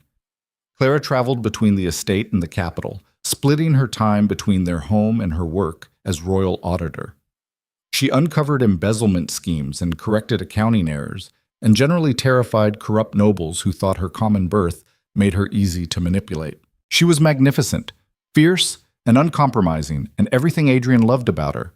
And when she came home, they'd sit in the garden they'd planted together and talk about their days, about villagers with grievances and nobles with schemes, about the ordinary struggles of building a life, about the extraordinary gift of having someone to build it with. Their first child was born on a winter morning 3 years after the wedding, a daughter with Clara's gray eyes and Adrian's dark hair. They named her Helena, after no one in particular, because she deserved to be her own person, unbound by legacy or expectation. Adrian held her for the first time with trembling hands, this tiny life that was somehow his responsibility to protect and guide. He thought about his own father, the cold man who'd valued power over love, who'd taught Adrian that emotions were weakness and connection was liability. And he made a silent vow to be different, to be better, to teach Helena that strength came from vulnerability, that power without compassion was poison, that the bravest thing you could do was admit when you were wrong and work to be better. Clara watched him from the bed, exhausted but smiling. "You're going to be a good father, how do you know? Because you're terrified of failing." Clara's voice was soft. The best parents are the ones who understand how much responsibility they're carrying, who take it seriously. Adrian looked down at Helena's sleeping face. "I don't want to mess her up the way my father messed me up." "You won't." Clara reached for his hand. "Because you've done the work, faced your demons, learned from your mistakes. And because when you do fail, and you will, we both will, you'll own it and apologize and teach her that imperfection is human." Adrian sat on the edge of the bed, Helena still cradled in his arms, and felt the last piece of his old self fall away. The Winter Duke was truly dead. In his place was just a man, flawed and trying and deeply, impossibly grateful for the second chance he'd been given. Years passed. A son was born, then another daughter. The northern estate prospered under Adrian's careful stewardship. Clara's audits uncovered 3 more conspiracies before they could fully form, earning her the nickname the Crown's Bloodhound, a title she wore with pride. Marcus eventually married a merchant's daughter and settled in a coastal town, running a shipping business with unexpected competence. He visited twice a year, and each time Adrian saw more peace in his cousin's eyes, more acceptance of the past and commitment to the present.